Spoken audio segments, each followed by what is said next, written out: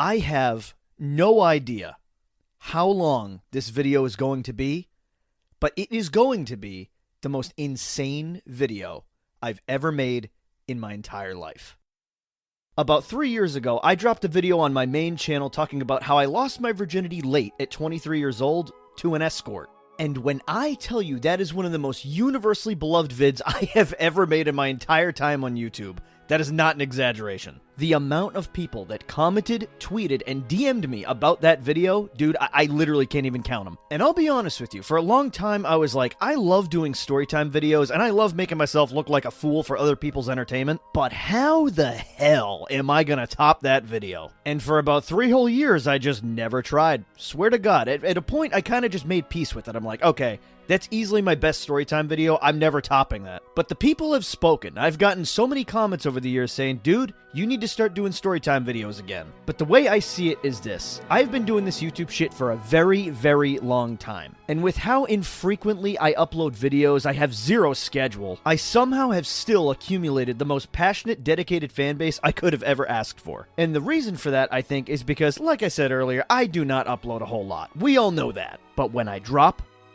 bangers. The quality is always there. When DFA uploads a video, you know you're gonna get a quality video. And I think my fan base knows that. I do not take it for granted for even a second that I've gained the trust of so many people on YouTube. And I just refuse to tarnish that legacy, tarnish that trust that I've gained from people of always uploading quality videos by uploading shit just for the sake of uploading it. I will not upload a video unless I truly believe it is perfect and it cannot be any better. Which is why I can confidently say right here, right now, that I truly believe I have found a worthy sequel to that video. If that video is how I lost my technical virginity, well then this video is how I lost my real virginity. Oh man, I may be a late bloomer in this world. I swear to God, man, I'm so late to everything in life. But the payoff is that I have the most insane stories of all time. And this one is no different, dude. Grab the blankies, get into your jammies, grab the hot cocoa, the popcorn, the snacks, buckle in, folks, because this one is going to be a bumpy ride. This is genuinely one of those sit back, relax, and get comfy type of videos. It's time to lock in, because this is a wild story. So at 23 years old, me and my buddy Larry, we went to go visit an escort together, and we did back-to-back 30-minute sessions, and we just did it. We lost our virginities. We were both late bloomers, and we both just needed to get that virgin stain off so we could actually start doing this in real life. And I'll never forget when I finally went home, it didn't really register with me. I couldn't believe that I wasn't a fucking virgin anymore. Also, side note, to anybody who's in their 20s and it's really bothering them that they're still a virgin, dude, I can't recommend it enough. Just go see an escort. Obviously, do your research and make sure that they're legit and they're a good one. But my guy, that shit did wonders for me beyond my wildest comprehension. No longer did I view sex as something that I was never going to be able to achieve or be worthy of. It desensitized me in the best way possible, because I didn't know the escort, obviously, so it wasn't like an emotional experience. But it really did get the monkey off my back, and it gave me the confidence to say, yup, I've had sex with a woman now. Let's get out there and do it for real. It evened the playing field for me, and I said, you know what? I'm worthy of this now. Let's go get it. The only problem was that I was brand new to all of this. I had an end game in mind, obviously, to get a girlfriend, but I was gonna take whatever I could get. So, with the lack of experience, it did take me a while to start seeing some results. The plan was very simple.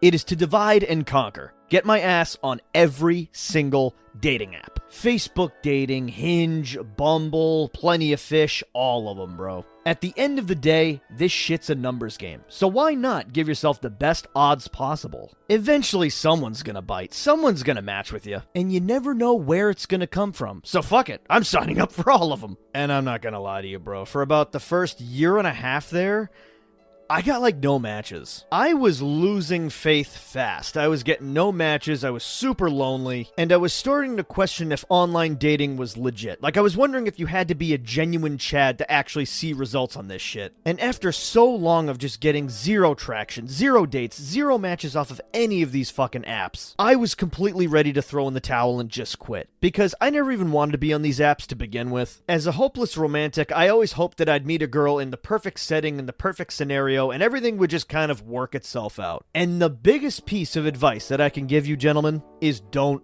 do that. They don't call them hopeless for nothing, because, yeah, They are hopeless. But I was all ready to go back to that. I was all ready to give it all up, throw it all away, and say, fuck these apps, dude. It was around Christmas of 2023 where I said, you know what? Fuck it. I'm done playing around. I'm done trying to be this kind of performative male with this bio, these pictures, an entire profile curated to just give women what they want, so to speak. Or at least what I thought they wanted. And I was just checked out at that point. I was done. I'm like, you know what? I'm finished being this idealized guy that hopefully a woman would want. I'm just going to be myself now. And I turned my profile into a very honest profile. I stopped trying to act cool, and I was just the real me. I remember that I turned the bio into kind of a more goofy and wholesome bio because that's just who I am. I'm a goof. No more insanely try-hard puns or a super intelligent bio. Pictures that are a bit more goofy that show my goofy side. Pictures with me and my dog. And all of my prompts were completely honest about me being a total nerd about pro wrestling and I love Spider-Man and I'm not like a cool guy. I even think one of my prompts at one point was my idea of a perfect date is to buy some adult-sized pair of Heelys and roll down the aisle together in the grocery store. And to my amazement, to my fucking bewilderment, this worked. I started getting matches. Who would have thought that being your authentic, goofy self is gonna do you wonders way more than trying to act cool? But here we are. And it was actually a valuable lesson that I learned, that the more honest you are in your profile, the closer to your type you're going to attract. And I'm never gonna forget it. It was right after Christmas of 2023. In fact, I'm pretty sure it was New Year's Eve. I matched with this girl named Jess. Now, she wasn't exactly what I thought my type would be. She was this emo, red-headed metal lover. Not exactly the girl I envisioned to bring home to mom. She was basically my Lita. I'm pretty sure I remember Matt Hardy in some interview somewhere saying that he never actually thought that Lita would be the type of girl he would ever date and marry, but when they were together, it really looked like that was gonna happen. And he's like, it's funny how it just works out like that, that sometimes your idealized type, like the one that you imagine in your head, is not the one you actually meet in real life. And honestly, I think that's really solid advice. Don't put yourself in a box and try to say, yeah, this is the only type of girl I'm gonna get with. Go in with an open mind and just be open to the idea of many different possibilities, because you very well may be surprised. What you want versus what you need turn out to be very different things sometimes. And like I said, at this point, I was fucking checked out, dude. I was done with the whole online dating thing. The whole changing my profile was literally just a last-ditch effort. It was sort of like oh, I got a match? Yeah, let's see how long this lasts kind of thing. And when I matched with her, and I mean the exact moment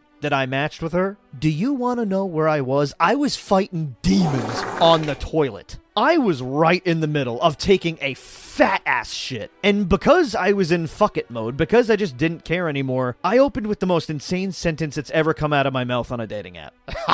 Y'all ready for some real riz? Here we go, fellas. Take notes. And I quote, "I think it's meant to be, Jess. We matched when I was giving it my all on the shitter. I don't know what this means, but I do know that it can't get any more romantic than that. So what's up?" And I don't know what demented god was looking over me that day, but I can't fucking believe this actually got a reply. And she was all like, LMAO, what did I just read? And we were off to the races. Now, I'm almost embarrassed to admit this, but you know what? It was part of the journey. It's a good learning lesson. Let's talk about it. I'm gonna be honest, fellas. I don't care how good the girl seems on the dating app. If I've learned one thing over the last few years, it's this. Do not, and I repeat, do not put all of your eggs in one basket. Until something is official, keep your options open. Don't just talk to one girl and single her out. I know that feels like it's the right thing to do. I promise you, it's not. There will come a time where you will talk to a girl for a really, really long time thinking, this is going somewhere. This is going really good. It's going to pay off eventually, man. I just know it. The payoff is coming. And then either she ghosts you or it just simply doesn't work out. And it is so crushing, bro. Oh my God. All of that time, that energy, all of the fantasizing, it was all for nothing. Complete waste of time. Oh, it sucks. How do I know this? Well, children, gather around the campfire. Uncle Dino's got a story for you. So this girl, Jess, that I was talking to, Man, she was fun to talk to, I'm not gonna lie to you. We really hit it off and we had a lot in common. She was a humongous nerd like me. In fact, she'd send me clips all the time of her and her work friends playing Lethal Company. We had the exact same uncensored sense of humor. Everything was going really, really well. The only problem was that she had kind of been burned in the past to the point where she was very much an avoidant. Now, avoidants crave affection like anybody else, but the thing is, they very much fear losing themselves. And whenever things get tough and specifically overstimulating, they tend to pull away. They retreat to be alone because that's where they feel safe. And the funniest thing is I actually relate to all of that because I am one. I am 100% an avoidant. I grew up as an only child and I spent so much of my life single that it's kind of all I know. To the point where being vulnerable with a girl and kind of sharing my life with someone, it's a very foreign thought. It's weird. It's a huge adjustment. So talking to somebody who is a fellow avoidant, it honestly was not very hard. I totally got it when she would pull away or she'd be distant or whatever. That didn't bother me. I'm not a clingy individual at all. But God almighty, did it make it really hard knowing when to make a move and when to escalate, because she was so good at hiding her feelings to the point where literally I was completely lost. I had no idea when to make a move, and I did a few times, but she kind of poo-pooed it. She would either quickly change the subject or she would kind of go ghost for a few days. And it happened so often that I would get in my head being like, yep, it's over. I just accepted it. And then out of fucking left field, right when I least expect it and I think it's all over, I get a little Discord notification that Jess.exe sent you something. Bro, it literally felt like it was a near fall in a wrestling match. Like I just kicked out at 2 or some shit. Playing with my emotions, man. And it was so weird because I tried so many times to make a move on her, being like, all right, you want to try going out? Should I ask you out? And I would just fall flat on my ass every single time. Every single one of them was a holy fucking airball. But she kept talking to me. It was the weirdest fucking thing. Every single time I thought it was over for me, she'd come back. She wasn't flat out rejecting me when I asked her out, but she wasn't saying yes either. And it was this weird gray area that I was in. I had no idea what to make of it. And I literally started asking people at work, I'm like, what does this mean? And it seemed to be the common consensus at work where it's like, yeah, she clearly fucks with you, dude. She's just scared to commit. She's probably rejecting her feelings out of protecting herself because she got burned in the past by other guys. Great. Love that. Dealing with trauma caused by other men that wasn't even my fault. But that is unfortunately life. It's easily the worst part about being a genuinely good guy in the dating world filled with a bunch of dipshits. And that is no joke. Some of the screenshots and stories that chicks on dating apps have shared with me, horrific, dude. Now I see why so many women are afraid of men. Makes me feel a lot better about myself. Huge confidence booster. But it left me completely clueless. I was kind of just in limbo waiting for her to come around to me because what else could I fucking do? And I could not believe it. The day had finally come. After so many attempts at trying to get her to go out with me, she invites me to a Beartooth concert at the Worcester Palladium. And if you live in Massachusetts like I do, you know that Worcester is kind of the hub of alternative culture. A lot of hardcore and metal shows are held out there. We got Beyond Wrestling, Wrestling Open out there. I'm pretty sure that Worcester was even labeled an official sanctuary for transgender people. I've seen people calling it Wokester. I don't know, I feel like Worcester just kind of has this hippie-ish be yourself kind of vibe. And it was going to be outside too, so I started looking at videos of people moshing at the outdoor Worcester Palladium, and I'm not gonna lie, I kind of started to laugh.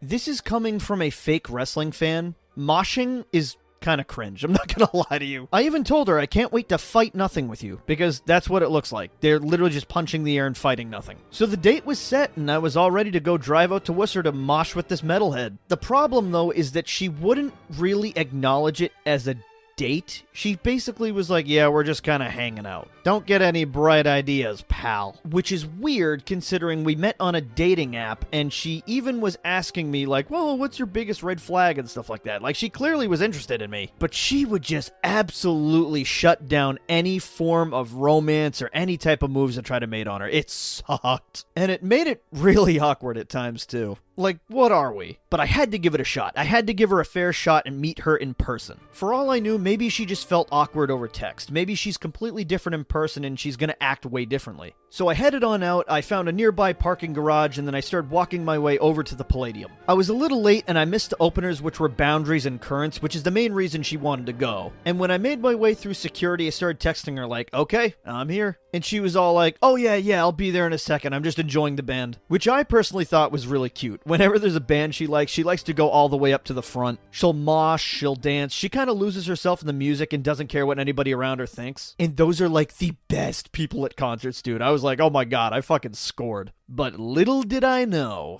it wasn't going to be cute for long. While I was waiting for her, I kind of went all the way to the back so that I wasn't in the thick of the crowd because, I'm not going to lie, this was my first real concert and I was a little overstimulated. And I kept sending her pictures of my location and where I was, and I was like, oh my god, this is so cool, I feel it in my chest. Because for those who haven't been to a metal concert, yeah, you feel the drums and the bass in your chest. It's crazy. And I was trying so hard to find her. I was like, can I find her red hair? I'm not seeing her. And we were like an hour into the concert. I was like, dude, what the fuck? She knew damn well this was my first concert and I didn't really know what I was doing, and the whole reason I'm fucking here is to meet her, yet she wouldn't come to meet me. And at this point, it was starting to get dark out, so it was even harder to see people in the crowd. And after what felt like an eternity, I thought I saw some red hair. She was short, looked like she was about 5'3". It matched up. I was like, oh my god, I think that's her. My heart was beating out of my goddamn chest. And eventually it was just like, okay, stop stalling. Let's go say hi to her. So I walk up right behind her. I look at her and I say, do my eyes deceive me? What happens next will haunt my brain for the rest of my life. She turns around, looks at me in the eye, and says, no. She then turns back around, reveals that she has been with a guy this whole time, and starts helping him put his earbuds in because it's loud. Now granted, this guy is just her friend, but still, I thought this was going to be just our thing. And the sheer lack of excitement that she showed towards me when I'm like, finally I'm seeing you, do my eyes deceive me? No. Bro, I was ready to end it all. It felt like I was standing there for 5 whole years while she helped this guy put his earbuds in to block the noise. Literally the longest awkward silence of my life. And I think in a moment of sheer delusion, I'm like, maybe that wasn't her. Maybe it just looked like her. The Jess that I've been talking to for 7 whole months would never be that nonchalant the first time she meets me. Nah. And my fight or flight responses kicked in so fucking hard, dude. I fled. My body did not give me a choice. I was already overstimulated in this environment, but after that shit happened, I'm like, no. There is no fucking way that just happened. Like, that can't be her. 7 whole months of buildup for that? No. I was in so much denial, so much delusion, that I just fled. I went to the back of the crowd where I was before, and I started texting her saying, yeah, I just had this really awkward situation happen, and it looked just like you. And she texted back about a minute later like, yeah, that was me. I don't know where the fuck you went. I was just helping my friend with his earbuds. When I tell you I was so fucking embarrassed, let down, everything. It was just like, what the fuck just happened, man? I literally retreated to a porta potty to just collect my thoughts. The second I locked that door behind me, I sat down on that porta potty with my head down, completely defeated. Between wasting the entire concert trying to find her, only to find her and then have that kind of interaction with her, it felt like 7 months of my life completely wasted away. This entire thing was a humongous failure. All I imagined in my head up until this point was her super excited to see me, us getting along, and who knows what would have happened in the future, man. But instead, I got all that shit. So there I was, inside the porta potty, sitting there with my head down, fucking Saving Me by Nickelback is playing off in the distance. Dude, it was something straight out of a movie, I swear to God.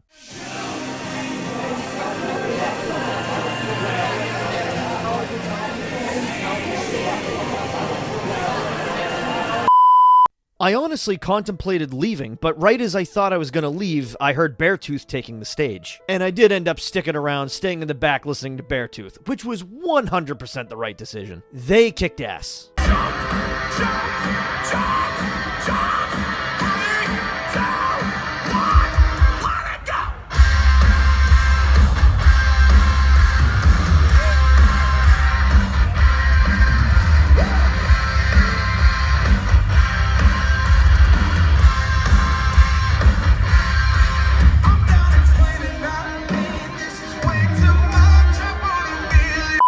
When the concert was over, everybody kind of started leaving the Palladium, and they started playing You Got a Friend in Me from Toy Story as everybody was walking to their cars. Which is a weird experience, I'm not gonna lie, because I was lost. I forgot which garage I parked in. And to really rub the L in my face, as I was walking to my car, this really fucking hot goth chick from the concert with a humongous dump truck was walking right in front of me with fishnet leggings and very, very high booty shorts. And in a weird way, I felt like this was God looking down on me being like, yeah, that's what you thought you were getting? You thought you were gonna walk away with that. No big titty goth girlfriend for you. Let me just rub it in your face real quick.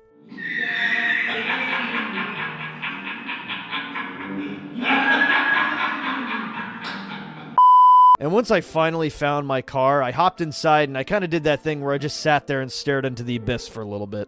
So that was a joyful ride home. And that, folks, is why you never, ever single one girl out on a dating app. You keep your options open.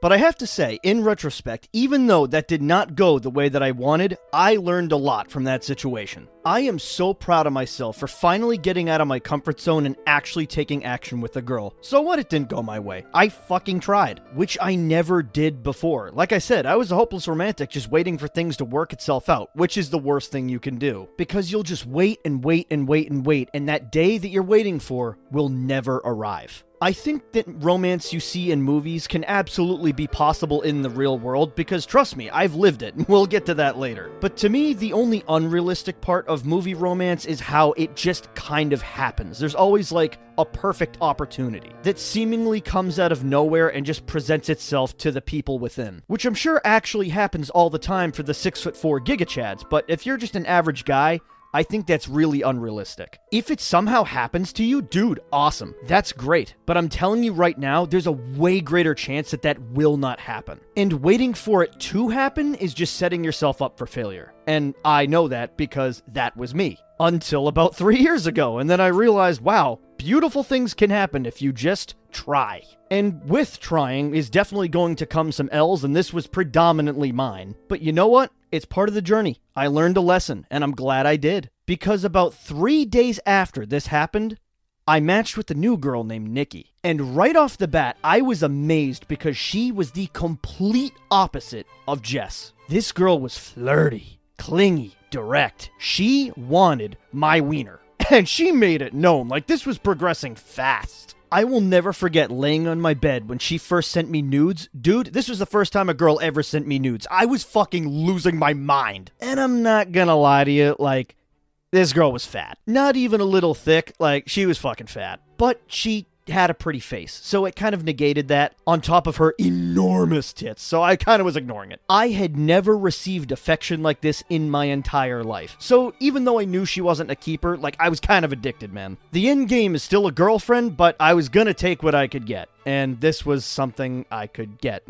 I'm telling you, man, from a guy who was deprived of female attention for his entire life, when you get this kind of attention, it is crack. I don't think a lot of girls understand that a guy's self-worth is heavily based on this stuff. It's important for both genders, but especially men. Because at the end of the day, if women realize it or not, they can get sex anytime they want. They may not use that superpower, but if they really wanted to, they could. I don't care how quote-unquote ugly you think you are. If you are a living, breathing female with a vagina, some dude out there will do you. I promise you. Having a girl who's like a little autistic and weird, like guys are gonna find that cute, man. I swear to God. There's literally no such thing as a female incel. Like all these like incel traits, they're only gonna make you seem desirable to a guy. Because if a guy is autistic and weird and awkward, like that's basically the kiss of death for him. But for her, it's kind of a superpower. I feel like I'm mansplaining right now, but yeah, basically what I'm trying to say is girls can get it whenever they want, even if they think they can't. They can. The same is not for a guy. If a guy gets sex or even female attention, he earned that shit. And that's where the double standard in this life comes into play. If a girl gets with a ton of guys, she's labeled a slut.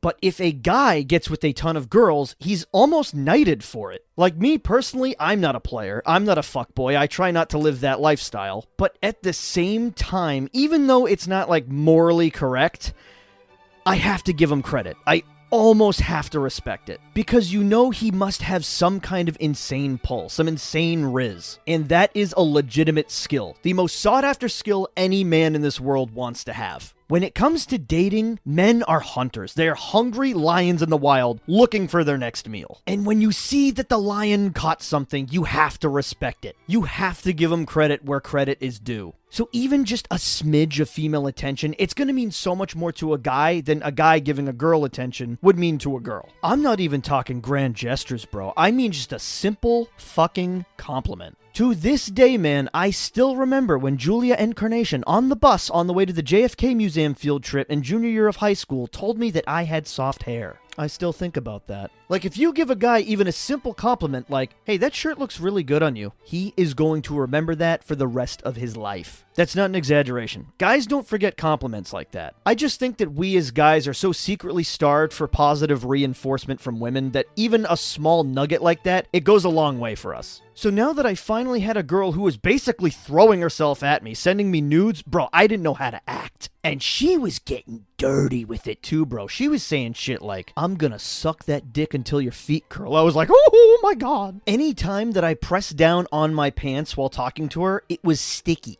I was pre-coming from the dirty talk alone. Like I said, you fantasize about this shit for so long, and then when you finally get it, it's like, dude, what is happening? My only problem with this girl is that she was deathly clingy. I swear to God, bro, if I went 5 minutes without texting her, she'd be like, I want to break up. You don't love me. And in my head, I'd just be like, when did we ever make this official? Like, when did we ever commit here? And the quick answer is, we didn't. This is just what girls with daddy issues do. They cling, and they cling hard. But oh my god, that is a different story for a different time. I might make an entire separate video talking about daddy issues. But oh boy, did this girl have them, and she was every stereotype imaginable. Really just further cementing the fact that I was like, yeah, she is not a keeper. I'm gonna have my fun and dip. Or at least that's the goal. Let's just see where this goes. You know, I'd even settle just for a date and a kiss. You know what I'm saying? Like, as far as I was concerned, not only am I currently on a journey to find my girlfriend, but I am currently on a journey of self-discovery. I want to be a sponge. I just want to gain and acquire knowledge in the dating world because I was making up for lost time. Because I spent so many years of my life not doing anything about getting girls and actually starting to believe that I was an incel because I just wasn't getting any, even experiences where I knew this was not going to last, I still wanted to experience them just so I could acquire the knowledge. There's only so many male dating advice videos and how to pick up girls videos you can fucking watch before you just have to go out and experience it for yourself. Because life really is the best teacher. That stuff is generic advice. Everybody is different. And trying to figure out what exactly works for you, dude, that is a journey that only you can embark on. The best way to learn really is just through trial and error. So I saw this as the perfect opportunity to just gain experience in whatever form that may take. Fuck it, we ball type shit, you feel me? So Nikki's birthday was approaching and she told me that she was going to go to Six Flags with her work friend and her boyfriend. And obviously she asked me to tag along to make it a double date, and I was like, fuck yeah. It's weird how I manifested this whole shit because a few months before this in Discord, I was actually talking with the boys about good first date locations. And we all agreed that an amusement park like Six Flags is like triple S tier. It is one of the best first date locations you can possibly take a girl to. And I still stick to that to this day. There's always something to do. You're moving around, so it isn't just like an awkward dinner date where you're sitting there and it's kind of like an awkward interview setting. The majority of the time is just going to be spent you two walking around the park, then you go on some rides, you eat some food if you're hungry, and then to top it all off, you can win her a plushie, so then she has a memento from the first date that will always remind her of you. Fucking home run of a date idea, dude. I love amusement parks for a first date. The only thing I was worried about is that I'd never been on a legitimate roller coaster in my life, and I was fucking petrified to do it. And she wanted to go on everything too, so I couldn't be like a little pussy and be like, no, I'm not going on that. I had to man up and just do it. Kind of weird that it was the second date in a row where I was kind of going outside of my comfort zone and I was entering a place that's super overstimulating. But I couldn't afford to be a bitch. I just had to go through with it. Seeking discomfort is never easy, but once you're done with it, you feel like you have legitimately grown. And that is so true. It may be awkward and uncomfortable in the moment, but 99% of the time, you never regret doing it afterwards. Once you're done with whatever it is, it feels like you leveled up. It feels really good. And I knew that this was no different. No matter what happens at this date, I need to go on it. So I packed up a drawstring bag of all my things, I hopped in my car, and I hit the road. Okay, this has absolutely no relevance to the story, but I thought I was going to piss my pants on the way there, so I had to pull over at a rest stop. And when I went to the bathroom, the guy next to me in the stall was like exploding on the toilet. It was the funniest thing in the world. Fucking cartoon shit. He was like, "Argh!" Everyone in that bathroom was wondering if he was taking a shit or if fucking Mount St. Helens was exploding from his ass. It was kind of the comedy relief I needed because I was super nervous and that just made my day better. I wish I saw what he looked like before I left, because it was definitely like a fucking fat ass who just had way too much rest stop food. Oh, that was funny. Did I have to tell you that? No. Did I?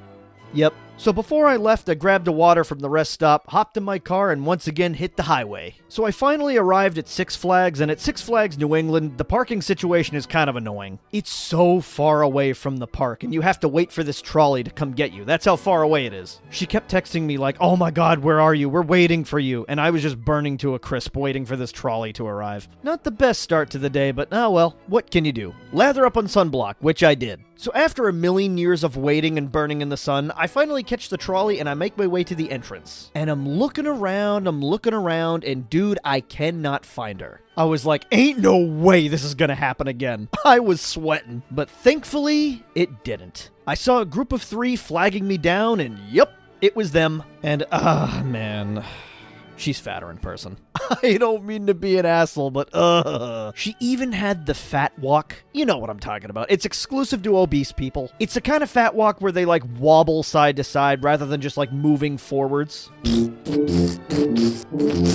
She almost immediately grabbed my hand, which was really cool. I didn't know how to feel about that because I was kind of trying to play it cool because Nicole, her work friend, and Austin, her boyfriend, was there. And they were in their mid-30s. They were like a good 10 years older than us. So I feel like she was kind of chaperoning in a way. She knew this was a big day for Nikki, and she was kind of being the mom. They're just older than us and they know more, and I think they probably felt an obligation to like watch out for her and make sure I'm not some creep, you know? And shout out to the millennials. Hey, listen, I'm not trying to make you guys feel old or anything, but you know, a 10-year age gap is pretty big. And considering the fact that they literally had kids, I think in middle school, I was like, yeah, they're probably going to be protective. So I was trying to keep a low profile. I didn't really want to come on too strong and then be like, all right, pal, calm down, you know? But Nikki was the one making the move. She was all over me and they didn't seem to care, so that was a good sign. It was a little awkward and quiet at first when we were all getting our flash passes to, you know, skip the line. But the second we got out of there, like I said, Nikki immediately grabbed my hand and we were talking like we had known each other for years. We went to go fill up her water bottle, and when Austin and Nicole were looking at the map, Nikki immediately went in for the first kiss. And she just looks at me and she goes,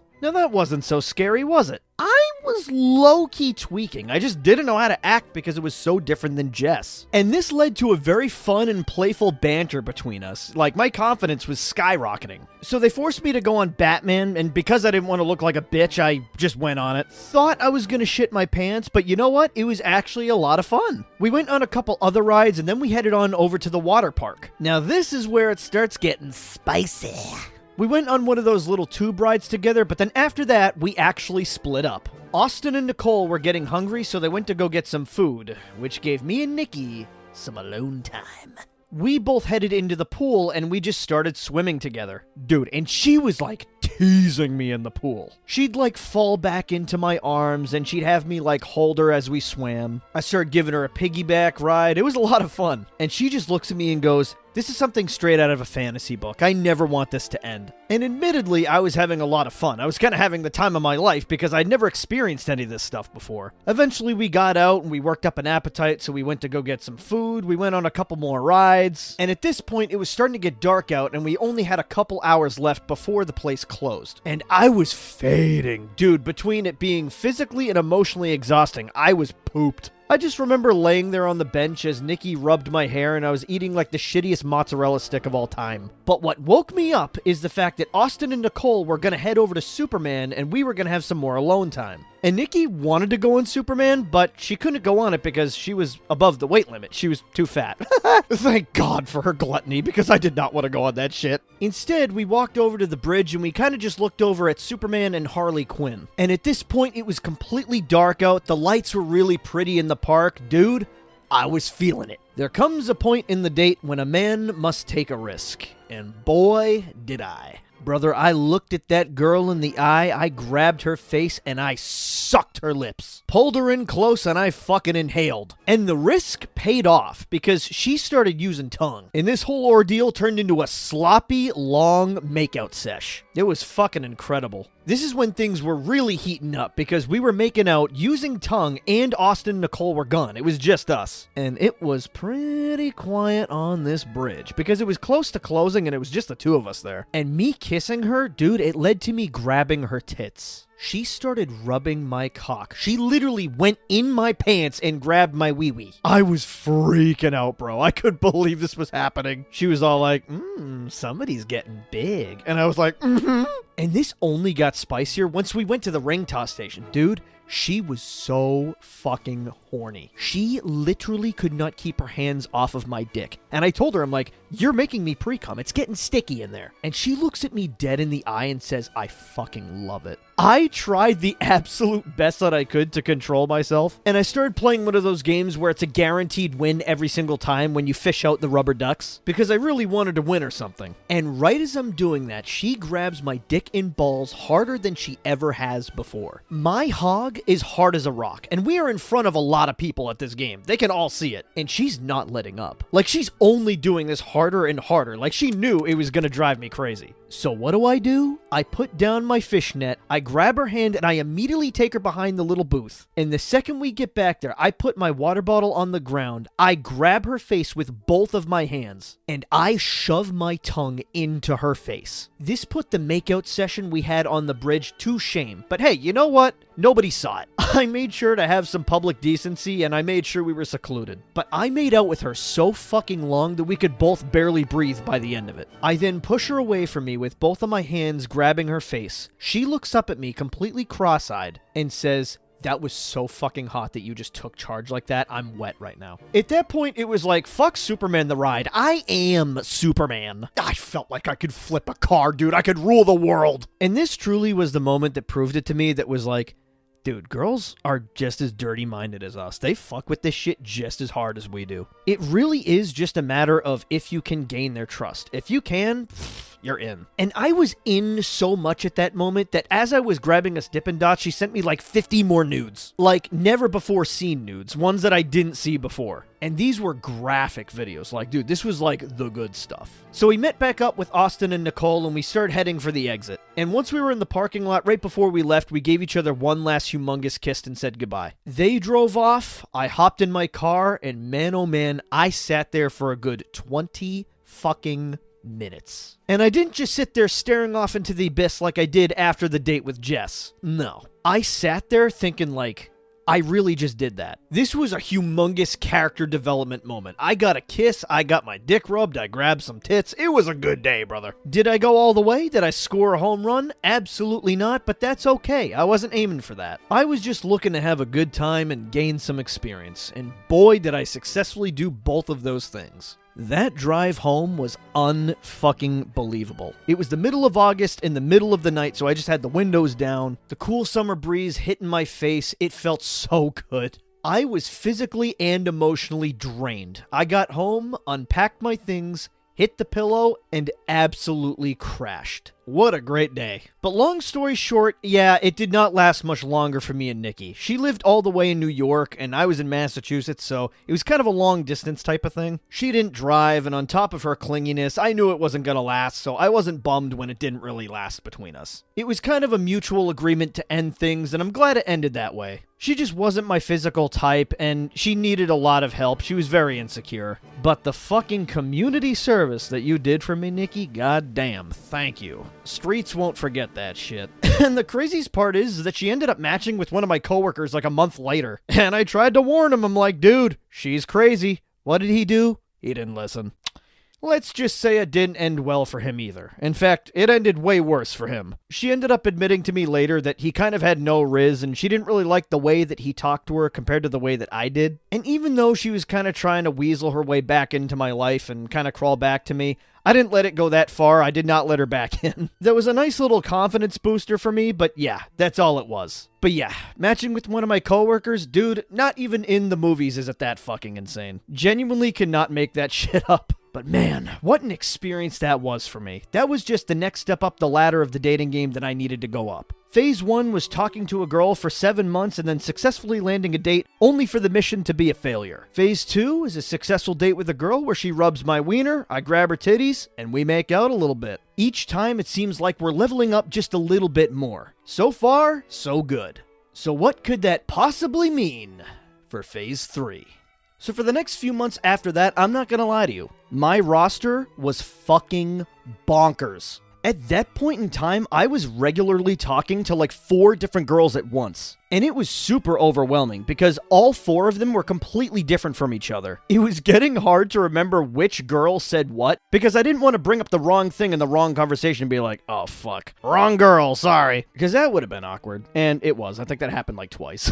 But looking back on it, it didn't really matter because none of these girls that I was talking to at the time, none of it went anywhere. I came close, but none of them were really perfect, so I kind of gave up on a couple of them. So yeah, that was an interesting fall, talking to that many girls at once. None of them really got that deep, but talking to that many at once, holy shit. Glad that's over. It was just way too much to keep track of. And what's hilarious is it was a few days after I dropped the Shield Goes to the School dance that I met the best girl that I've ever met on a dating app. This next girl that I matched with, her name was also, ironically, named Jess. And she also was a redhead. I am not making this up. I swear to God. And she was absolutely beautiful, dude. Oh my God. She is my exact type. She has one of the most beautiful faces I've ever seen on a woman. The best way that I can describe her is she's like a 3-way hybrid of Kat Dennings, Kate Winslet, and maybe a little bit of Drew Barrymore. Like throw the 3 of them in a blender and that's her. I just remember thinking, oh my God, she's so out of my league. How long is this gonna last? I am such a simp for her.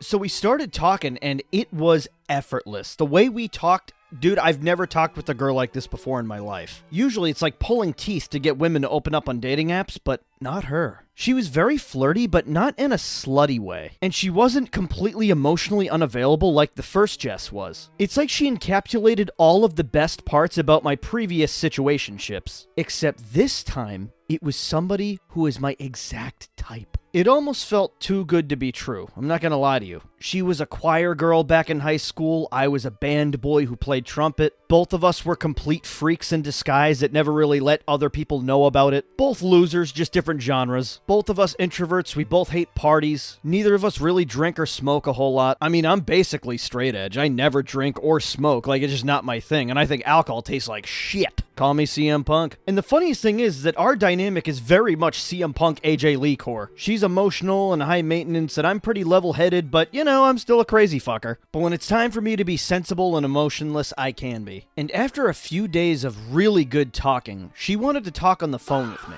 Now, I hate the phone. I am a texting guy or an in-person guy. Do not call me because I will not do it. I mean, I feel like the majority of Gen Z hates the phone, but it's like this weird gray area where you're there, but you're not actually there. I don't know, it's so fucking awkward. I somehow get way more socially drained over the phone than I do socializing with people in person. Am I weird? Can anybody relate to that, or am I just a fucking weirdo? Regardless, she wanted to talk with me on the phone, and because I actually saw a future with this girl, I'm like, ugh, fuck it, let's just do it. The momentum is momentuming, as I say.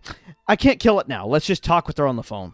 And when I tell you, we talked on the phone for 6 hours straight. And the craziest part is that it only really felt like an hour. We talked about everything under the sun. And it's not like I was trying to fill the time with small talk either. We were really hitting it off. And she even admitted to me at the end, she's like, yeah, I'm just letting you know right now, I am high-key catching feelings. And I was almost kind of scared because it was moving fast, but not in the way that it was moving fast like it was with Nikki. I was catching feelings too. Like, this was very real. We really weren't even making sexual advances towards each other either. Like, this was not lust. Even though I know that I'm the epitome of her physical type and she's mine too, so like, I do that. But there was something very wholesome between the two of us going on here. Like, it just felt very genuine. And we continued to talk every single day. It was very flirty, back and forth. I'd tell her how pretty she was. Oh, and she ate that shit up. She'd tell me to shut up after every single time I said it, but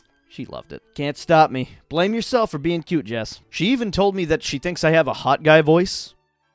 Yeah, I think about that daily. And I had just never felt this way before. This was very weird to me because, like I said, she made it so easy, and I'd never really felt emotionally attached to a girl like this before. Scared the shit out of me a little bit, especially considering how fast it was progressing, but man, it felt right. The only problem I had with all of this is she was so far away. Man, she lives in Kansas.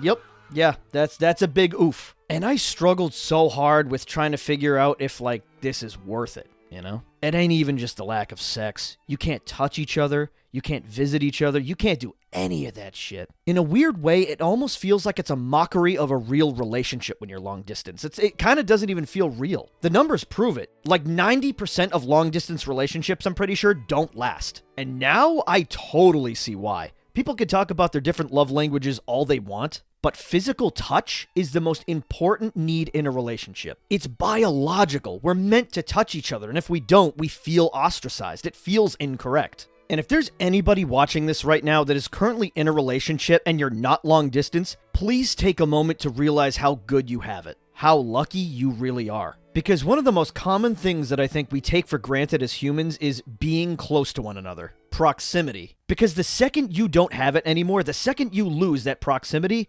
man, oh man, you realize how important it really is. Not being close to each other is a relationship killer. It is stage 4 cancer for love.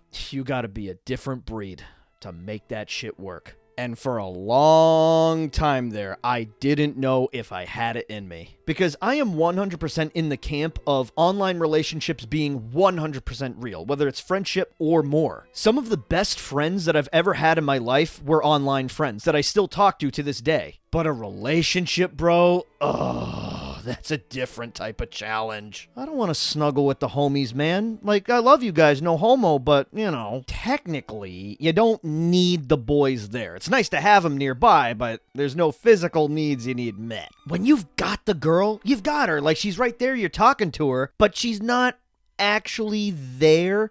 It's like a carrot on a stick. It sucks. Just dangling in front of you. Like, you got it, but you don't really. It plays with your head. You start thinking like, I don't know if I really need this. I might just be better off getting a local girl who's way closer to me. It might just work out better. And because of that, dude, we were on and off like 3 different times. I tried so fucking hard to just stay loyal and stick it out, but there were so many factors that were playing into me just thinking, I gotta end this. Admittedly, our attachment styles are very, very different. Like, she's clingy and needy, whereas that really kind of overwhelms me. I need a lot of space. I need a lot of alone time. It's not that I don't love her company, but I just need to recharge my batteries alone. And that would clash a lot. It still does.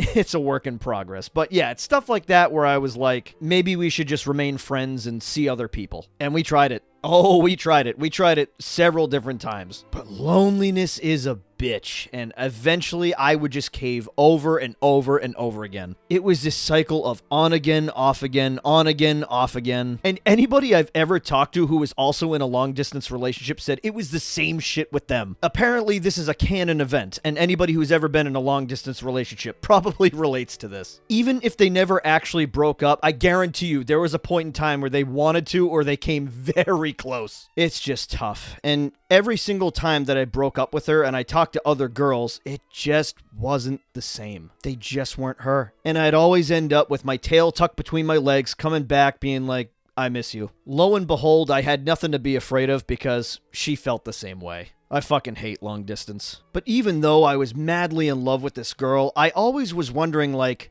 would we have this chemistry in person? I always felt guilty for questioning that, but I think that's a normal human emotion. Like, if you've never met in person, I feel like that's gotta go through your mind, right? Well, it went through mine, and I felt like at some point, we have to test this theory. I have to see her in person. That way I'll know if the distance is fucking up our relationship and if we really are a good match for each other. But the thing is, like, my parents are boomers, man. They know I'm on dating apps and stuff like that, but I don't know how they'd feel about me having a long-distance girlfriend. And that's not a joke. They're literal fucking boomers. I have old parents. So would they actually get it? Would they actually understand that, yes, you can form a connection with somebody like this online, and that she's not some fucking scammer or murderer or whatever the fuck they think people people online are. That yes, I've talked to her on the phone and I've FaceTimed her and confirmed that she's a real human. And like, little do they know, your boy's done way more than just talk to her on FaceTime, you know what I'm saying? I promise she's a woman. But like, I can't tell them that, you know what I'm saying? What am I supposed to do, man? This was the problem. I had no idea if it was ever actually going to materialize between the two of us and if it was even worth it to begin with, which created the cycle of us going on and off. But then, magically, it happened. The universe was begging me to take a risk. I forgot all about the fact that in November, my mom was going to retire and she and my dad were going to go on vacation to celebrate all the way in Aruba. And between the hotel costs and the actual plane ticket there, it would have been like an extra $2,000 for me to go. And I was like, do I really want to spend $2,000 for my pasty white ass to get burned on the beach? I don't think so. So my excuse to get out of it was like, yeah, $2,000, I'm good. Plus, I could just stay home and take care of the dog. Finn will be happy about that. Plus, having the house to myself for a little less than a week, fuck yeah. So it was all set to go. My mom bought the tickets and I wasn't going confirmed. And that's when reality woke me the fuck up and smacked me in the face. I just remember it randomly hitting me when I was watching YouTube on my phone in bed, and I was like, I'm gonna have the house all to myself for almost a week straight. Motherfucker. My guy. My brother in Christ. You know what you must do. And immediately, I start sweating balls because, yes, I know exactly what I'm supposed to do here. But do I have the balls to do it? Because like I said, I forgot that this was even gonna happen. I forgot that I had this opportunity. A few months before this, Jess and I were joking about if she came to visit me during this because I brought it up to her. But the moment had arrived, and it was becoming very real, very fast. I am not what you'd consider a daring individual, okay? I kind of stay out of trouble. I don't do too many super risky things in life. But this was unlike anything that had ever been presented to me before. This was a generational opportunity. It's like the universe was begging me to grow up, begging me to take a risk and be like, dude, this could be your future wife. Who knows until you try? And trying has done me very, very well these past few years. This was the biggest opportunity of my life. It was also the biggest risk I would have ever taken in my life, but it had the potential to have the biggest payoff as well. Fortune really does favor the bold, and if you do not take risks in your life, you will never reach your full potential. And for days upon days, I sat there struggling, trying to figure out, will I do it or will I not do it? Because Jess was 100% down. She's always loved Massachusetts to begin with. She loves Salem and wants to visit Plymouth Rock and all that. And she even told me that she's sick and tired of Kansas. She wants to move out here with me. She lives alone and it really gets lonely for her out there. And she told me she's just ready to start her life with me. And that this would be the perfect way to kick that off. I'm never gonna know what my future holds unless I take this risk. So I sat the fuck up, looked at myself in the mirror, and said, Dino, it is time to do some main character shit. You want your life to be interesting, you want your life to be memorable, you need to live your life like you were the main character in a movie. And what would the main character of this movie do in this scenario? He'd buy the fucking tickets. So I hopped online. I went to find the best plane tickets I could find, which, by the way, shout out Southwest Airlines for being the only airline in America with semi-decent prices. Still rough, but, you know, compared to the others, I'll take it. And I did just that. I bought the tickets, I sent them over to Jess, and I said, guess what? Daddy bought the plane tickets, baby girl. He's flying you out to Boston. And I think at that moment, we both were just in complete shock. Like, this is really gonna happen. This is so crazy. I can't believe this is happening, but you know what? You only live once. For the first time in a long time, I felt like I was living, not just existing. I meticulously planned this out so that I'd fly her in immediately after my parents left. I was going to be dropping them off at a bus stop that took them directly to Logan Airport, and little did they know, the next day I'd be hopping on that same exact bus to go pick up Jess. Each day that passed, I could feel the butterflies in my stomach getting stronger and stronger. I was excited, I was nervous, it was a whole bunch of conflicting emotions, man. It's the best day of my life, it's the scariest day of my life, it's the biggest day of my life, and it could be the worst worst day of my life. I refused to let myself get overzealous. I should go in with zero expectations. So my parents were all set to take the early bird flight to Aruba, so I had to drop them off at the bus stop super early at like 5:30 a.m. The second that I dropped them off, I drove home, I walked into that empty house, and I just stood there in that quiet, dark kitchen all by myself. I closed my eyes, I took a deep breath, and I looked upwards menacingly like Roderick in Diary of a Wimpy Kid, fully understanding that legendary shit is about to go down. It was time for me to prepare this house into becoming the ultimate oasis for lovemaking. I am about to fuck the brains out of my first girlfriend, man. We doing this shit right. We ain't fucking around, because I'm quite literally gonna be fucking around. This ain't no damn escort this time, man. In the words of Ron Weasley, I'm in love with her. This is the real fucking deal. This is the biggest moment of my life. I ain't screwing this up. So I had to get to work. I had a lot of shit to get done before I picked her up the next day. I had a laundry list of shit that was on the agenda to get done, so I got cracking. I love my bed, but it's a twin bed. That shit ain't fitting us both, brah. So plan B was to clean up the guest bedroom, and I guess we were gonna sleep there. The mattress is decently new, hasn't been used a whole ton, and it's a full size. But that room is basically a junk room, so I had to clean it up ASAP.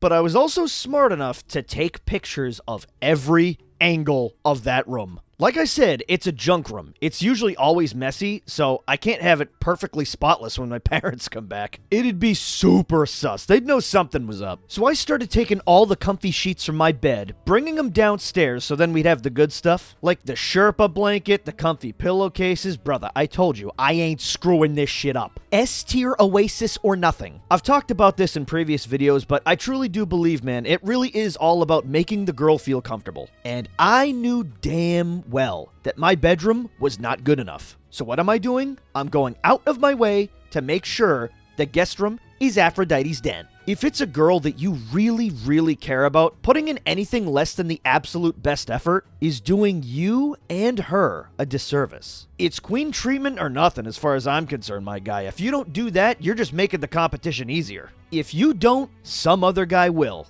How do I know that? Because I'm that guy.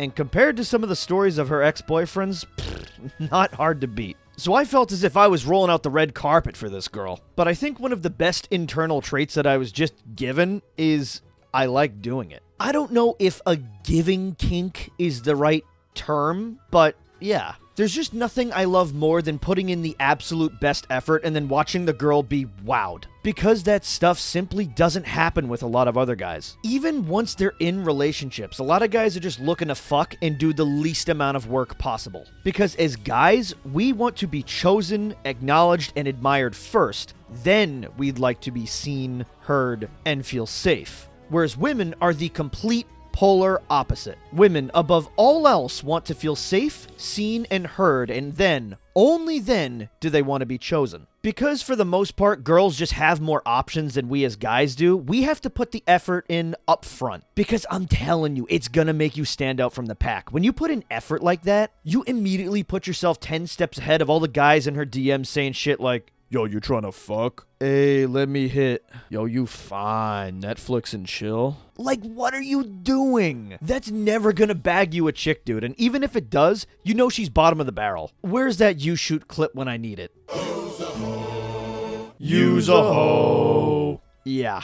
Basically, all I'm trying to say is, put in the effort. And oh my god, was I. I brought my TV down from my room. I was stacking it up on top of fucking books. I even found some damn coolers from the basement that I could stack it on top of. It was ghetto as hell. But we made it work. We did what we had to do because, you know, I didn't have a TV stand in front of it. I hooked up the PS5 so we could watch movies or YouTube and whatnot. And I'ma give myself credit. I think that guest room looked pretty damn good. I mean, it better. Bro, I was basically Kevin in Home Alone. I was locking the fucking preparing that house. I was overanalyzing the shit out of anything that could have happened, and I'm like, fuck, I gotta clean my room too. Because she's gonna want to go up there. She's gonna want to see my wrestling shrine because she's a fellow nerd. So now I started going ham on my room. I did laundry. I was doing everything. Guest room done. My room done. Laundry done. Sheets swapped out. Water's stocked in the fridge. Got plenty of snacks. Yo, I was 2012 NBA Finals LeBron on this shit. I was fucking locked in.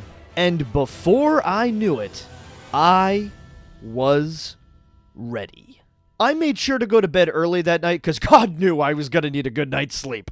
The only thing is that Jess is super afraid of flying, and she had a super early morning flight. And I promised her that I would wake up so I could be on the phone with her while she went through TSA and the airport and all that. And because I'm not a morning person, I was kind of afraid that I wasn't going to wake up. And, well, that kind of came true. Only halfway. I will give myself credit that I actually woke up in time when she got to the airport. She apparently tried to call me while she drove to the airport. She had like a 2-hour-long drive, and yeah, I slept right through it. But luckily when it mattered, when she got to the airport at about 5:30 a.m., that's when I woke up when she called me. And thank fucking God that I did. If I didn't, I would have been in the doghouse, man. I talked her through all the nerves in the airport. She did great. She hopped on the plane, and that's when I knew that we are in the home stretch, baby. It is the final countdown. An hour and a half later, she touched down at the airport in St. Louis, and every fiber of my being wanted to tell her, please say hi to Randy Orton for me. I contained myself. I'm like, you know what? She's nervous. It's not the time for these jokes.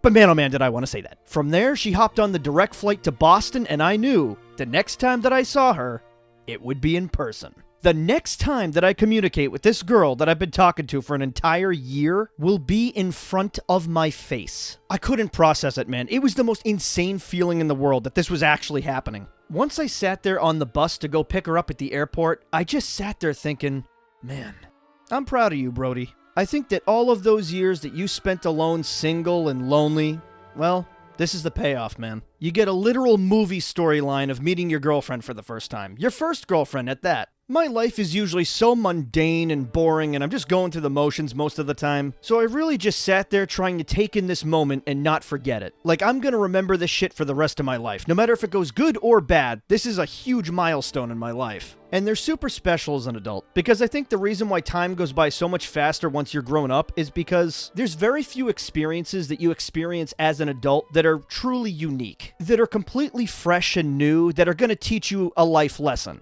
Because you experience that stuff every single day as a kid. It was the norm back then. And memorable shit happened all the time so that every single year felt distinguishable. Whereas when you're an adult, you're not as ignorant as you were when you were a kid, so time just kind of seems to blend together. Because it just feels like you're not evolving anymore. There's nothing new to learn. So when something like this happens, it's very, very special. Like, this stuff just doesn't really happen as an adult, really. And because they're so infrequent nowadays, that when something does happen when you're an adult, something big, the scale and spectacle of it feels unbelievably huge. Like, really think about what's going on right now. I am about to meet my girlfriend, who I met entirely online, who lives halfway across the country, and I'm sneaking her in for a few days while my parents are on vacation. Like, this is shit you could have never dreamed of as a kid because it was just out of reach. It just wasn't possible. Like, this is the type of stuff you only see in movies, and I'm about to live it in real life. And I took a moment as I was sitting there on that bus to realize, man, oh man,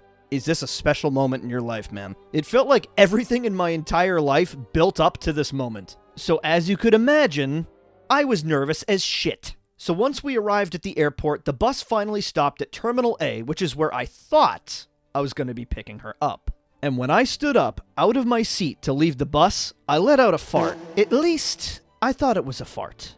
And then when I let it out, oh boy, that was more than a fart. When I tell you my life flashed before my eyes and I could feel the shit in between my fucking cheeks, I started to panic. I was like, ain't no fucking way I just shit my pants. Dog, I ran like Charles Robinson to that fucking bathroom. Like, I need toilet paper now.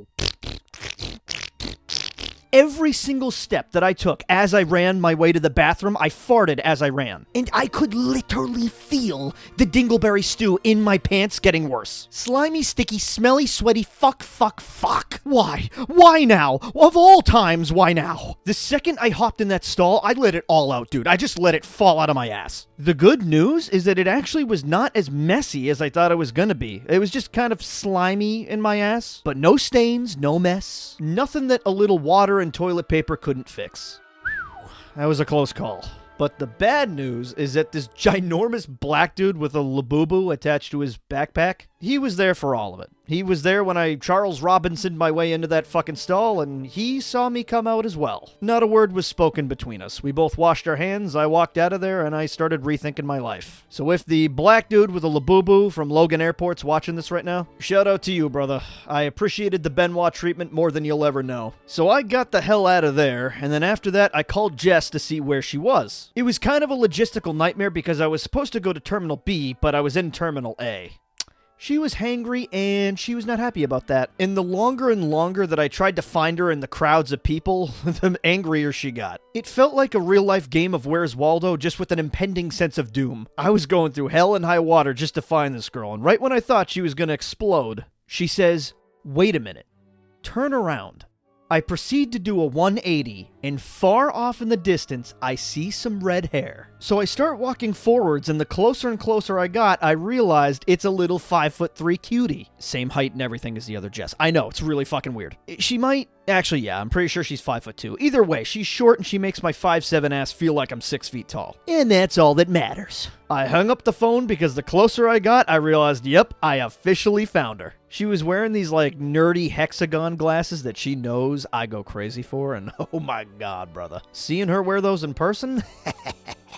Let's just say there was a battlefield going on in my pants. Literally right after I finished that other battlefield in my pants, but we don't talk about that. So obviously I go in for a hug, and when I tell you it was like the most awkward first hug of all time, because she had her bag in one hand and then she used the other hand to one arm hug me, and she was already kind of overstimulated, and I don't even know if she wanted to do that. So I made sure to lay low immediately after that. So we started talking for a little bit, and luckily when we started talking, it was exactly the same as it was over the phone and over text. We went outside to wait for the bus to go home, and that's when we really started talking for real. As we were standing there, I took a little picture of her feet and then I sent it to her over Snapchat. And can I just say, after being in a relationship with someone who is online only for the longest fucking time, seeing the notification pop up on her phone that I sent her something, and she's literally right next to me as it happens, most surreal experience ever. Like, you obviously know that they're real, but for the longest time, they're kind of just this robot that's talking to you over a screen, and then you see it happen right next to you, and it's like,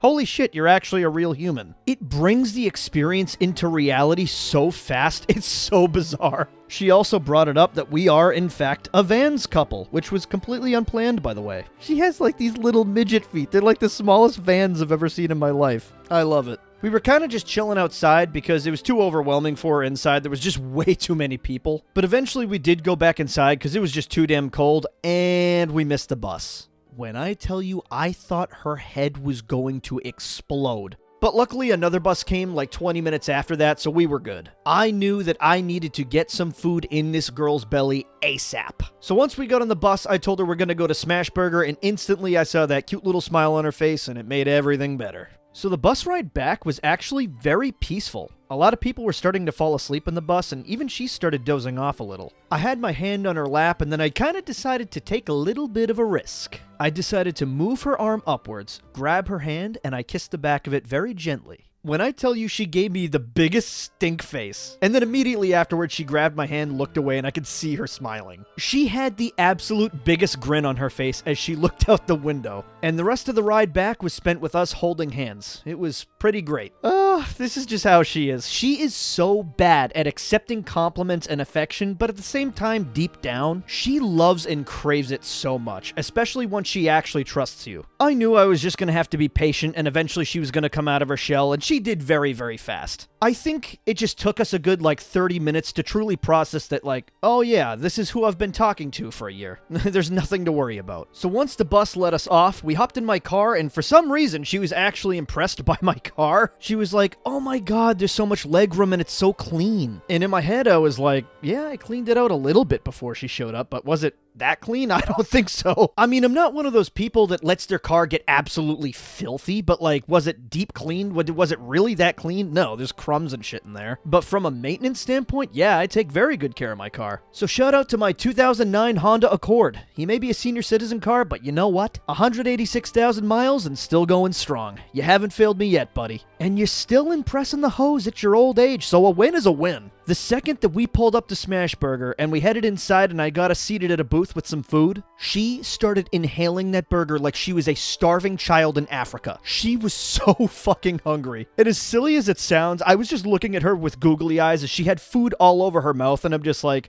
I really got a girlfriend who isn't afraid to eat. She's like burping and shit. I'm farting. We're both laughing about it. Dude, it was incredible. The image of her with my hat on because she stole it, just devouring the food, is going to remain in my head forever. I think it was the fact that she felt comfortable enough to be like that in front of me, plus with my hat on, it was just a really good feeling. I'm not even kidding. Like seeing your girlfriend with your hat on, your hoodie, it's just the best feeling. The type of shit that will add 5 years to any man's lifespan on everything that I own. The worst part is that I was so fucking nervous that it was fucking up my digestive system. Even though I shit my brains out earlier, I had like no appetite, which is unusual for me. I'm the type of guy that can usually eat at any time. I have an unlimited appetite. It was pretty fucking weird that my girlfriend was somehow out eating me. And I was just like, well, let's hope this goes away later. So after we finished eating, we headed into Barnes & Noble, which was right next door, because she just wanted to browse, and I was like, yeah, let's do it. And on my mama, bro, it happened again. While we were going through the Harry Potter section, I farted. And once again, I was like, I think that was more than a fart. But this time it was like, how the fuck could there possibly be more? I like shit everything out of myself earlier. I fucking emptied my insides out. There could not possibly be anything more. So obviously, once again, I fucking Charles Robinson my way to the bathroom. And when I checked, it was that slime shit again. I was like, oh my god, whatever's happening to my body, I'm fucked. The anxiety from earlier did a number on me. And obviously I was still nervous, but not like I was before. The buildup was the worst part. Now that we're together, I feel completely normal and fine, but that buildup, holy shit. Quite literally. And once I was done, I told her, I was like, dude, I almost shit my pants earlier, and it basically just happened again. And she felt so bad. She's like, are you still nervous? And I tried to tell her, I was like, no, this is the aftermath of the buildup. I promise I'm so comfortable with you. It felt like my body was just full on betraying me. So to cheer me up, she said, hey, you know what? I have a great idea. Let's go over to Ulta because I have a cologne I want you to buy. And if you wear this, yeah, I'm going to be all over you tonight. It took me all of about 0.3 seconds to be like, yes. So, yeah, we headed right over. When we got there, they only had a bottle that was like $200. And I was like, yeah, no, we're leaving. Not even pussy could justify that. But before we left, I took a little bit of the sample bottle and sprayed a little bit on my arm. So then, you know, I'd have a little something. Sorry, Ulta, but for the sake of me getting laid, I needed to use your sample bottle. Just know that it went to good use. So I drove us back to the house, and the second we went in through that back door into the kitchen, Finn absolutely attacked her with licks. And I was like, hey, Finn, listen, I know she's hot, but you gotta back off. She's my woman. Horny fucking bastard wanted her just as badly as I did. Listen, pal, you've got good taste, but she's mine. So I took her bags and I brought them down to the guest room where we were going to be sleeping. And the second we went down there, we went into the den, which is right next door, and immediately she laid down in the recliner because there have been several nights now where we're watching a movie or we're talking on the phone and I fall asleep on said recliner. So she has beef with this thing. She's like, all right, let's see how comfy it is. Lo and behold, she's like, okay, yeah, it's pretty comfy. And that is not a unique experience by any stretch of the imagination. Pretty much every dude ever at some point has fallen asleep over FaceTime with their girl, and you both could genuinely be falling asleep, but the second you close your eyes and you start dozing off, she gets mad. Girl logic. I don't know. So while she decided to take a page out of my book and lay down in the really comfy recliner, that's when I made sure to get the PS5 all set up so then we could watch YouTube and whatnot. Because at that point in time, we were going through a big kick of watching those scary comps on YouTube, so I figured, alright, we'll probably fall asleep watching these. So once it's all done and I come back out to the den, she hops out of the recliner and we start walking back to the guest room. But before we could actually go into the guest room, she grabs my shoulders and spins me around. Next thing I know, she's slowly leaning in and we kiss for the very first time. And she did not hold back, man. It was a long, fruitful kiss. It was pretty great. And I told her before she arrived, I'm like, you do realize the first thing I'm going to do when I see you in the airport is give you the biggest, sloppiest kiss of all time, right? And she was all like, oh, I'm so afraid of flying, though, and I'm going to be overstimulated, so please don't do that. So immediately plans changed, and I was like, okay, either I'm going to let her go in for the first kiss, or I'm just going to have to gauge it on my own. Because she told me, she said she wants our first kiss to be special and romantic and whatnot. So her going in for it, biggest weight off my shoulders of all time. And then immediately after the kiss, I just look at her in the eyes and I go, You have no idea how long I've been waiting for that. And she just goes, I do know, because I was waiting for it too. Life is good, man. So I was still wearing my jeans at that point, and obviously I wanted to start getting comfy, so I wanted to go upstairs and change into my sweatpants. And I was all like, okay, I'm going to go put my sweatpants on. You want to come see my room? And immediately she was like, mm-hmm. So we head on upstairs. And the second that we get into my room, she sees my bed. And I was like, try it out, lay in it. It's really good. And the second she laid down in that shit, she was like, oh my God, this is comfortable. And now you see why I've got a twin bed at 26 years old. Even my mom thinks I'm insane for not upgrading my bed. She's like, when are you going to get a new bed? And I'm like, never, because it's the greatest twin bed of all time. And Jess immediately was like, I understand now. So before I could turn around and go to my dresser to grab some sweatpants, Jess pulls me in close and drags me onto the bed. I have my arm around her and she's laying her head on my chest and we're basically just in a cuddling position for a little bit.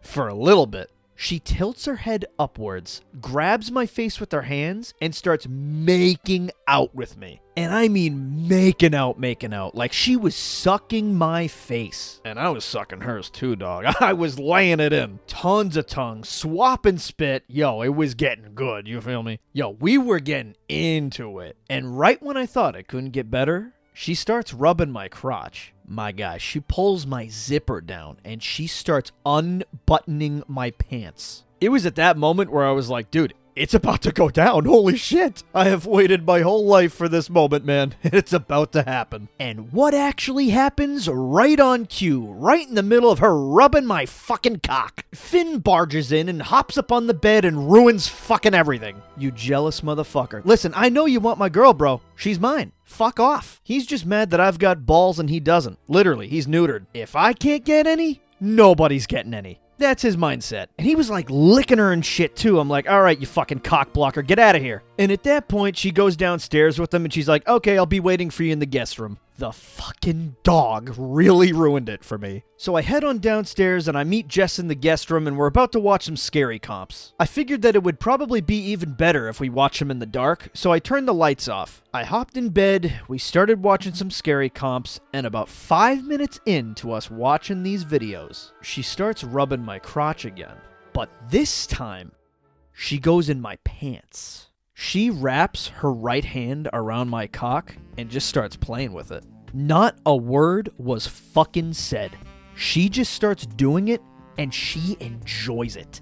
And this continued all the way up until I took my pants off. Like, completely. And at this point, she starts going faster. Like, she is jacking me off. And then eventually she says, come here. So I flip around and I put my head at the opposite end of the bed. She rips my top off and then immediately she goes down, grabs my cock and puts her mouth all the way down on it. And I was like, oh my God. Fuck. Yo, it felt heavenly. Yo, now she is going to work on my dick. She is doing a great job down there. I just remember during that blowjob looking up at the ceiling being like, this is really happening right now, man. Congratulations, you did it. All of those years that you spent swiping on dating apps, we did it, man. We fucking made it. After she sucked my dick, we sat up together, started making out again, and I slowly helped her rip her top off to reveal what I truly believe is modern art. She has the biggest pair of tits, bro. I swear to God.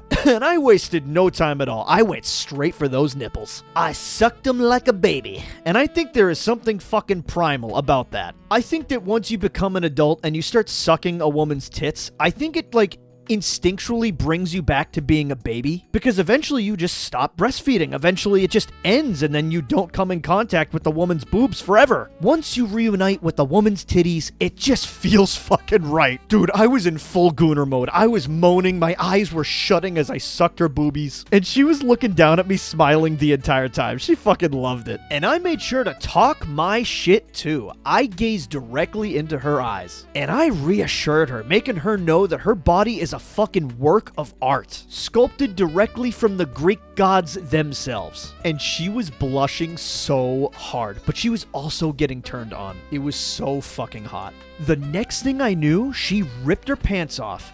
She backed her ass directly into my torso, put her legs around mine, and told me to fill her pussy with my cock.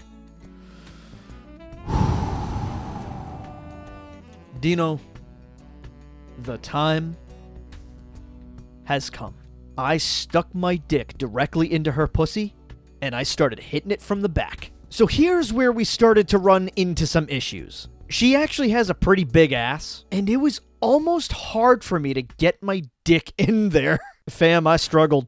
I'm not even gonna hold you. But I did my best, and I just kept going and going and going, and oh man. I realized that I wasn't gonna come. And this is exactly what happened to me when I lost my virginity. And I was honest with her. I'm like, babe, I'm not gonna come. And we discussed this long before we ever had sex. Long before we ever met. She knew that I had issues coming, and she wanted to help me get over that. So she wasn't gonna take no for an answer. She flipped me onto my back like a baby, grabbed some lotion, and then started jacking me off. And she is gazing into my soul as she does this. Yeah, is a good boy gonna come for mommy? Come for mommy. Man, she hates the mommy shit. She hates it so much, but she did it for me. Repeatedly, and for so long too. And I still couldn't come.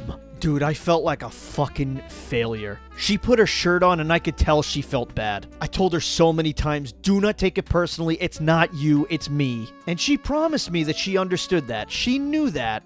But, I could just tell that she was bullshitting me. She felt awful. I knew that she felt so fucking ugly in that moment, which in turn made me feel like an even bigger piece of shit. I think it was a mix between us not doing my favorite positions, which would be cowgirl and reverse cowgirl, but it's also mixed with the anxiety from earlier still fucking up my digestive system. I still wasn't fully back yet, and it was fucking me up. I wasn't super horny to begin with because of that, but what am I gonna say, no to having sex with her? No! I tried my best, but I failed. So I told her that immediately we're going to be DoorDashing some Olive Garden, and I'm going to get her some fettuccine Alfredo because that is her absolute favorite. And instantly the mood shift. She smiled and everything was better.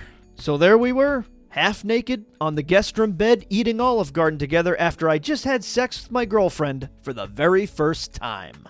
Absolutely insane visual. Am I right?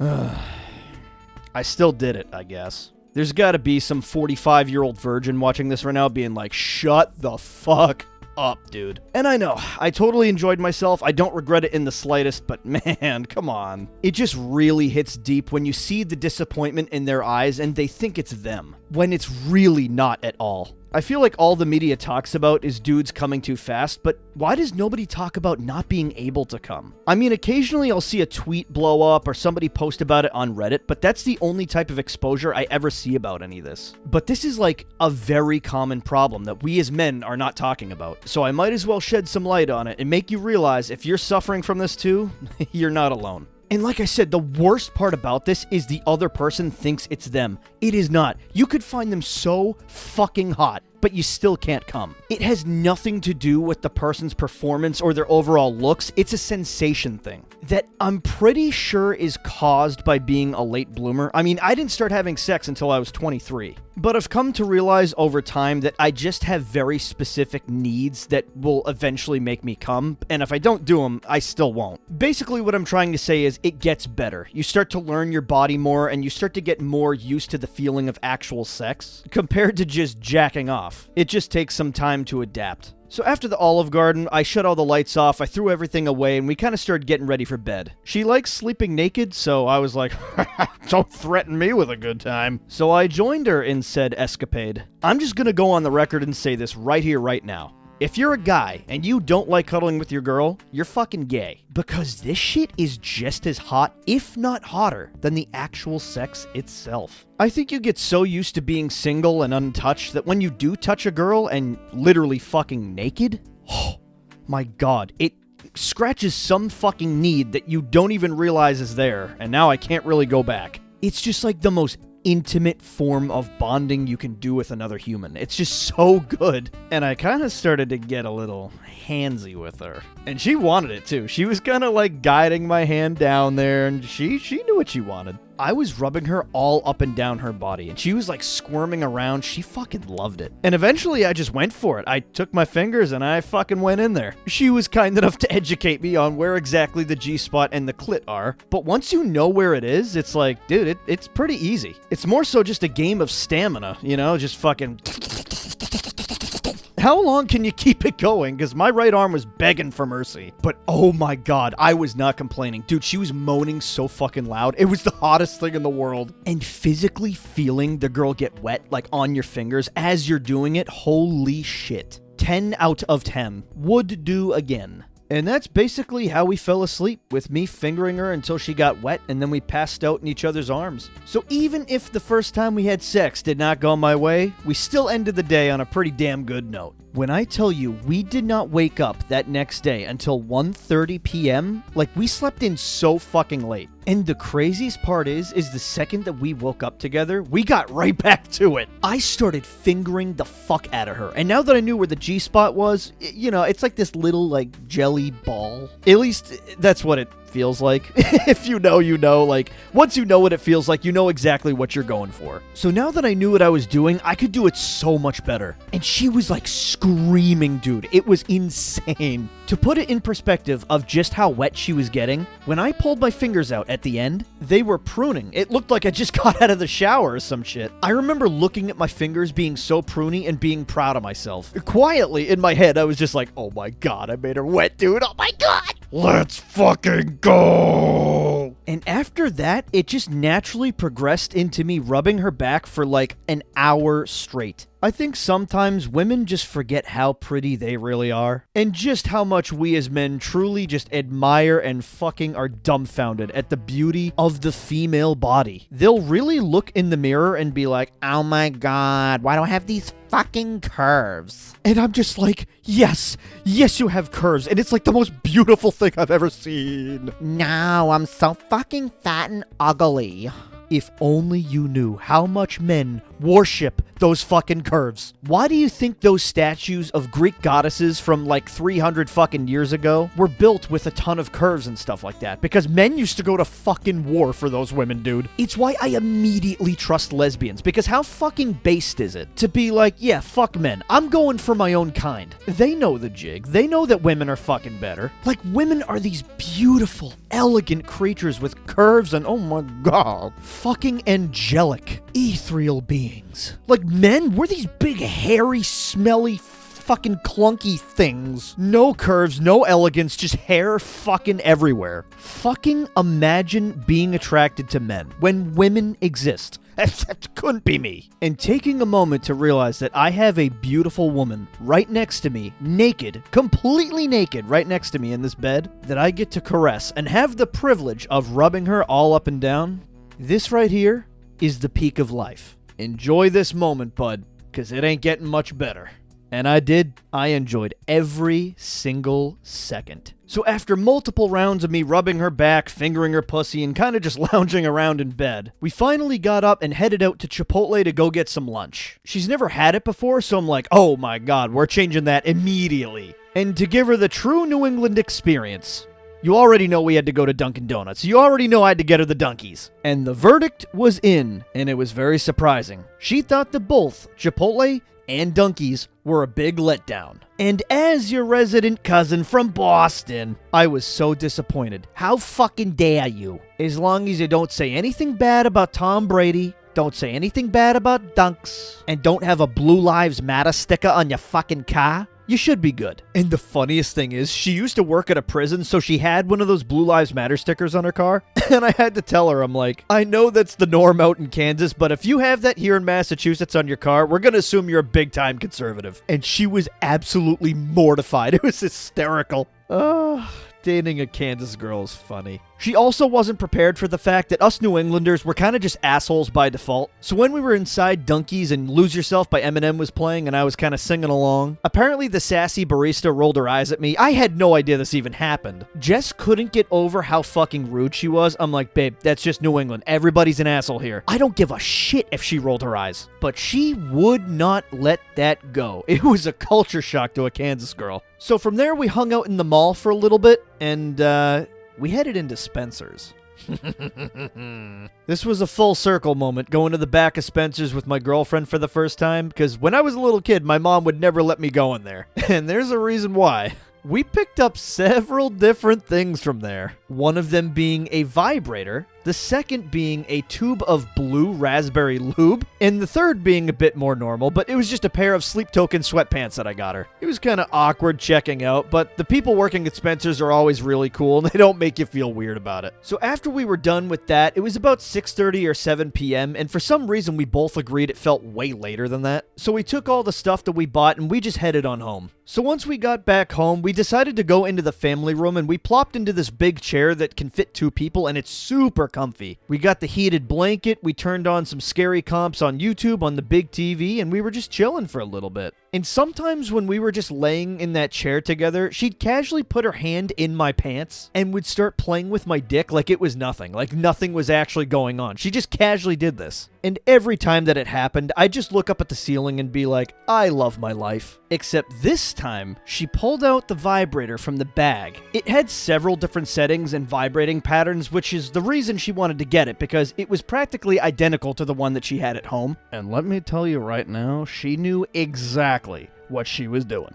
She told me to stand up, pull my pants down, and come to the edge of the chair. And she just immediately grabs my cock. She said that she wanted to feel it go from soft to hard, which I am now learning is like a very common fantasy for women, apparently. Like, they just love feeling it go from flaccid and then bricking up. And like, she wanted this to happen while I was inside her, but I'm like, that is not happening. The sheer thought of you, even with clothes on, gets me hard. It's just not gonna happen. It's why I'm always so blown away when I hear about these stories about guys not being able to get hard. Cause if my girl even breathes near my dick, I'm up. The problem that I have of needing very specific things to finish, it's not the worst problem to have. Like erectile dysfunction? Yeah, that's tough. I got nothing for you there. Because that's like an actual problem. That means you're not getting any. So I told her it's going to have to happen in your hand as you're holding it. And as it grew in her hand, she just smiled the entire time. She was like, oh my God. It's so funny to me that that's like a thing that apparently a lot of women fantasize about. I mean, I guess they just don't have dicks, so it's just interesting to them. I mean, fair enough. I'm literally the meme of my boyfriend when he sees my boobs for the 10,000th time, and I'm like, oh, never gets old. And once I was rock hard, she grabbed the vibrator and she starts vibrating my dick. It kind of tickled at first, but over time I was like, this actually kind of feels good. What the fuck? Not really in a sexual way, but it almost felt like a massage for your dick. It actually felt pretty good. And that's when she cracked open the blue raspberry lube. And I was like, oh boy. She rubbed that shit all over my cock, and then she used the vibrator to vibrate over the looby dick, so now it felt like a slimy massage that also smelled like blue raspberry. A lot of sensations at once. But after a while of that, I just looked at her and I said, I want that pretty mouth of yours. Open up. She proceeds to get on her hands and knees, and she starts sucking the life out of my cock. And oh my God, do not get me wrong, it felt so fucking good. But I was standing, and after about like 5 minutes of her sucking my dick, I knew I wasn't gonna come. And this one I don't think is just me. I think this is a very common theme with a lot of guys. Like, coming while standing is really hard. Now, obviously, I'm not going to link the clip, but remember in Paige's sex tapes when Xavier Woods is, like, standing and he's, like, jacking the fuck off trying to come on Paige's face? He practically, like, broke his dick trying to come, and it's because he was standing. I'm telling you, man, it's just hard. And I told her, I'm like, let me lay down or, like, lay down on the couch. I think that's going to help me come way easier. But for some reason, she wasn't thrilled about the idea. I think she just didn't want to, like, bend down on her knees or something. I think it was going to hurt her knees, so she was like, no. So I was like, okay. Because, like, obviously I'm not going to force her to do anything, right? So I kind of just went along with it. And she just kept sucking and sucking and sucking, and I kept not coming. And eventually she looks up at me and I'm like, okay, just stop. We had a very awkward moment, but I kind of told her, I'm like, I can tell you're getting down on yourself because I'm not finishing.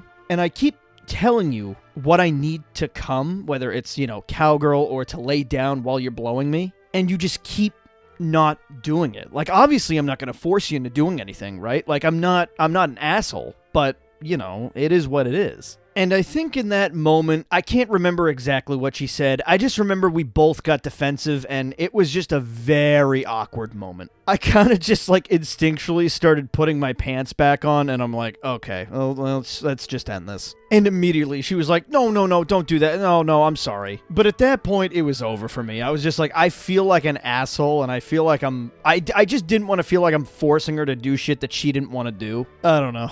The moment was kind of ruined for me a little bit. But we talked it out. We both apologized. Everything was all good. But, you know, for the next 20 or so minutes, we kind of just were on our phones. But at a point, I was just like, all right, I'm starting to get hungry. Want some food? And I shit you not, we ended up getting BJ's. Completely unintentional comedy. And the best part is they like slightly fucked up her order. I think they accidentally put like a piece of beef or whatever like in her cheese. And it was like warm cheese sauce. Like it wasn't supposed to be in there. And my cheddar broccoli soup was like ice cold for some reason. I don't know. And I ended up getting like a $35 refund when I complained on DoorDash. I was like, let's fucking go. It somehow covered more than the entire meal. Like it was a substantial refund. And the best part is that I still wasn't hungry. I still was fucking up from the anxiety the other day. I still had zero appetite. I wasn't even pooping, and neither was she. It was really weird. I went from shitting my brains out to being completely backed up and not pooping at all. So because of that, I didn't even really care about my soup being cold because I wasn't hungry to begin with. I kind of just said that so I could get her to eat something, and I basically just got a free meal out of that. So night instantly redeemed. So the vibes were instantly back. We just got a free meal. We finally ate something for the first time in a while, and everything was just going good. But when I tell you what transpired next is something I couldn't have imagined happening in a million fucking years. Jess starts smiling at me from over on the chair. She gives me this dirty look, and she's like, come here. What happened next is something that I thought she was joking about when we talked about it prior. She tells me to take my pants off, get up on the ottoman, and get on my hands and knees. I was just like, what is happening? She proceeds to spread my ass cheeks open. She spits in my butthole. I was all like, And she just quietly goes, I'm eating your ass. She proceeds to stick her tongue directly into my anus. And she starts slurping up my poop shooter. I'm not even laying down either. I'm full on in doggy position right now. This is the most subby shit I've ever committed to, but I'm not complaining. I've taken that BDSM kink test before online that tells you like what you're into, and I've taken it a few times, but every single time that I take it, it says that I'm 100% a switch, which is fairly accurate. I love being daddy and telling her what the fuck's about to go down in that bedroom, but like, occasionally, I'll be your little bitch, you know? I have absolutely no shame in admitting that occasionally I love being a good boy for mommy, you know what I'm saying? I think it's fun to mix it up. I think it's fun to just like flip the roles and not be so locked into your masculinity all the time. It doesn't mean you're gay. It doesn't make you fruity. I think it just makes you fun in the bedroom, if you ask me. It's why I've preached it before that so many girls, they don't actually need that macho masculine guy. Like, obviously it's good to show masculine traits at the right times, but if you have balls big enough to like be demasculated in the bedroom and actually have just a little bit of fucking fun, if you can check your ego at the door and just not be afraid to have fun, that's a real fucking man right there, if you ask me. Is this stopping me from getting bitches? No, dude, my girlfriend loves that I'm like that. The right ones, and I mean like the true fucking freaks, they're gonna see that. And they're gonna love that. And if you're vanilla, that's fine, dude. DFA still fucks with you. I'm just saying, there's like this weird sense of masculinity when you're not afraid to act gay, I guess. I don't know. I don't know if that's really the right way to put it, but like when you're not so fragile about your masculinity, goddamn does it reek security. And I'm like a pudgy fuck too. I'm not that good looking, dude. I'm very average. And I will see dudes that are like 10 times more attractive than me. You know, guys that are just in the gym all the time, way fucking taller. Like on paper, they have a huge advantage over me, but the second the hoes arrive, they fucking fold. No fucking riz. They just ain't moving like that. And it's because they're insecure. I don't give a shit if you've got a 16-pack, bro. It ain't gonna hide the fact that you hate yourself. So her sticking her tongue in my butt? Hell yeah, brother. America! Fuck yeah! Ford F-150, AK-47, fuck yeah! Dude, I'm not gonna lie to you, I kind of started squealing like a pig. It actually felt really good. And she was getting so turned on by the fact that I just fucking committed to it and I gave into it. I was moaning like a little bitch. And so was she. It was fucking awesome. And by the end of it, when I tried to stand up, I was like dizzy and trembling. I was like, holy shit. But that didn't stop me from rolling her on her back and saying, get the fuck over here. She had her head dangling off of the ottoman, and I shoved my cock so far down her throat. She was gagging and shit, fucking blah, blah, blah, blah, blah. And I played with her nipples at the same time. She loves nipple play more than anything else in the world. It is her favorite fucking thing. So she was slurping my cock like a slut while I was playing with her nipples. Dude, it was incredible. Like, we haven't even had sex yet today properly, but we were just slutting each other out. I don't know. After we ate our dinner and we kind of got back to it, the vibes were just immaculate. And at this point, we're both fucking horny. We're both fucking ready for it. When we stand upwards, she takes her bra off from underneath her shirt and throws it onto my face. I just look at her and I go, you ready for me to fuck the shit out of you? And she bites her lips as she says, Down to the guest room we go, and the second we get in there, the lights are off and she rips her top off. The second I hopped onto that bed with her, I ripped her fucking pants off immediately. She's laying on the bed on her back, and I shove my fucking cock into her pussy as far as it can go. Now this was hot. I am hitting it so goddamn hard and missionary that I am profusely sweating. So after a while, I pull my dick out, I shove my fingers directly into her G-spot, and I start going crazy. It was the perfect storm. I am now up by her head. I am fingering her pussy so fucking hard. And I'm simultaneously swapping back and forth between kissing her forehead and making out with her. And we couldn't even make out for that long either because she couldn't keep her mouth shut. She was fucking moaning. God, I'm never gonna forget that visual of me scooping her up by her neck, my forehead against hers with her screaming I love you and moaning, with my right arm about to fall off because I'm fingering her so hard. It was at that point where I decided to grab the vibrator and I started going to town on her clit. And she told me, whatever you do not stop. And I promise her that I won't. Oh my God. Yo, I'm praying to God at this point. I'm like, dude, please let me make my girlfriend come. Please let me make my girlfriend come. I'll never ask for anything else in this fucking world again. I can die right after this, a happy man knowing that I made a woman squirt. You'll never be able to take that away from me, please. And after I just kept going and going and going, she looks at me in the eye and says, oh my God, don't stop, don't stop, don't stop. And I tell her shit like she's such a good girl and I want you to come for me. I see her eyes roll to the back of her head. She moaned so loud that the Mars rover was able to pick up on sound wave frequencies, and a fucking crystal geyser exploded by my legs to the point where the entire right side of the bed was fucking drenched.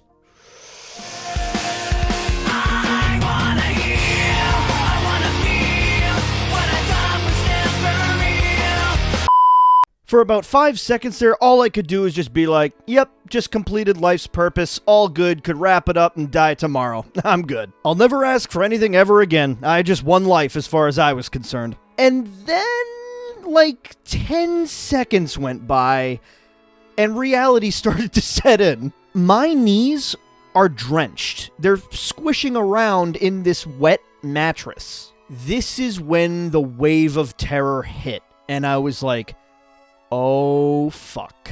It was an instant major stain. You couldn't not see it.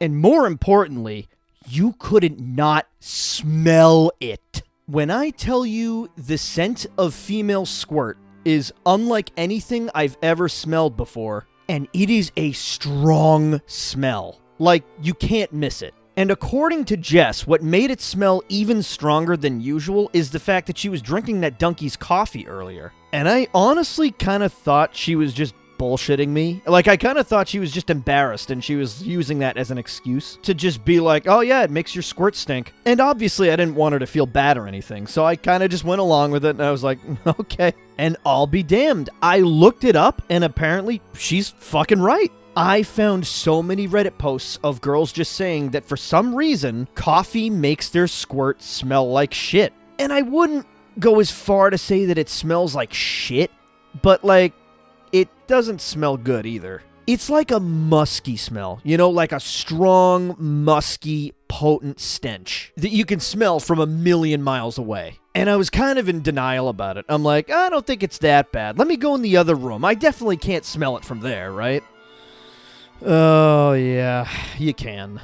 So instinctually, I was like, okay, I gotta strip this bed and throw literally everything in the wash ASAP. So after I got all the sheets off of the bed, I kind of panicked and I got some paper towels and some water. And I started scrubbing like my life was on the line. I'm like, this shit needs to come out now. And the more and more that I scrubbed, I realized it wasn't doing anything. I ended up going to get some Resolve. Didn't work. Dog, I was even using fucking Windex on that shit. I was desperate. I was using anything. And after a while, I was just like, okay, maybe it just needs to sit overnight and kind of dry up. Maybe by then the stench will be gone. And Jess was so fucking embarrassed. She was like, I'm sorry. And I stopped her in her tracks immediately. I was like, baby girl, look at me. Is this a problem? Yeah. But it's the greatest fucking problem a man can ever have. I don't give a shit how fucked I am. This is still the greatest moment of my life. And don't you fucking dare forget it. So Jess wanted to immediately hop in the shower because she was literally laying in that shit. She was fucking drenched, which was perfect because that gave me enough time to take all the stuff down to the wash and kind of get everything situated. Once I was to myself and in front of that washing machine, I was just like, what the fuck am I gonna do about that bed? And I was down there for 15 minutes straight on my phone just researching how the fuck do you clean squirt out of a mattress. And there was one product that seemed to be the common consensus that this is clearly the go-to, and it looked like they had it in stock at Target, so I'm like, thank fucking God. I know it's on the agenda for tomorrow. Once Jess got out of the shower, we kind of just stood there and we were like, fuck, where are we gonna sleep now? And she was all like, oh, let's just go up to your bed. And I was like, I don't know if we're gonna fit on that thing, but alright. We made it work. Barely. Like, we fit, but not really. Couldn't really move around or anything. We didn't have the room, but oh well. And the funniest part is that once we woke up in the morning, we both agreed that my bed somehow was more comfy than the big guest bed. That mattress is forever generational. And in a weird way, there's just something super satisfying about having a girl sleep with you in your childhood bed, inside of your childhood bedroom. I don't know. It feels like a huge achievement for some reason. Like a fucking Xbox 360 that would earn you like 100 gamer points for some reason. Fucking, what am I saying? I'm gonna stop talking now. Okay, that's a lie. I'm not gonna stop talking, but I really should after that. So that next morning, Jess made sure that we woke up bright and early because this was our last day. And she did not want to waste a second, which I totally agreed with. So after I took a shower, I kind of just hopped back in bed with her after I got dressed. But we were both wide awake. Like I said, Jess was not gonna allow me to go back to sleep because she did not want to waste a single second of this day. But what isn't wasted time to her is me playing with her nipples in bed. Us falling back to sleep? Not allowed. Nipple play?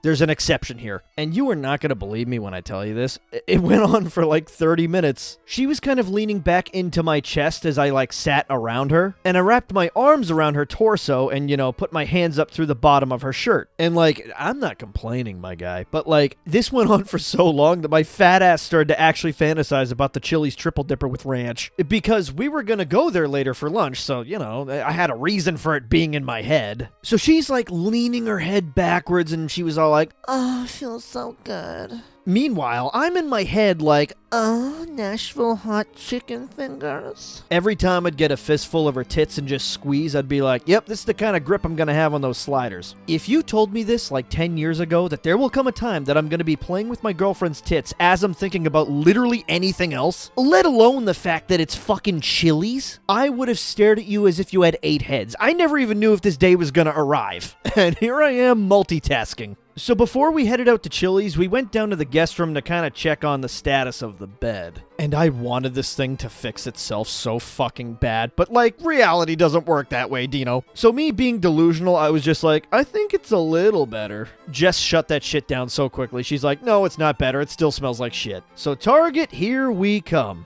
After Chili's, of course. This was also the first morning that we were somehow able to poop, because up until this point, it was like 3 days straight, neither of us could fucking poop. I'm sure it was out of nerves, but when she was in the bathroom on the shitter, she was like, yo, stick your head in here. And when I did, I'm not even kidding you, I almost fucking threw up. That shit was diabolical. 3 days of buildup and she released it in front of my face. It smelled dangerous. It smelled like chemicals mixed with death. And she just starts laughing her ass off. And this was actually me returning the favor, because right before my shower that morning, I was pooping. I mean, I was struggling, but I was pooping butt naked on the toilet, pushing like I was birthing a child. And for some reason, she just walked into the bathroom as I was pooping, and she watched me poop. I don't know, in a weird way, it was kind of hot. When you see someone in their purest state like that, there's like nothing else you could possibly hide from them. So we headed on out to Chili's, and literally the entire drive there, Jess took pictures and videos of absolutely everything. She was all like, oh my god, New England's just so pretty and cute in the fall. It's not like this here in Kansas. When I tell you I was wildly confused, maybe because I've lived here my whole life, but I'm like, I don't think it's that special. She's like, we're not even in Salem, and there's so many witchcore buildings that you just don't even see in Kansas. She also claimed that the trees here are like more orange, apparently. I'm like, isn't it like that everywhere in the fall? And she's like, yeah, but not like this. But the absolute funniest fucking thing that she pointed out to me was how many LGBTQ friendly churches we went by, and I'm like,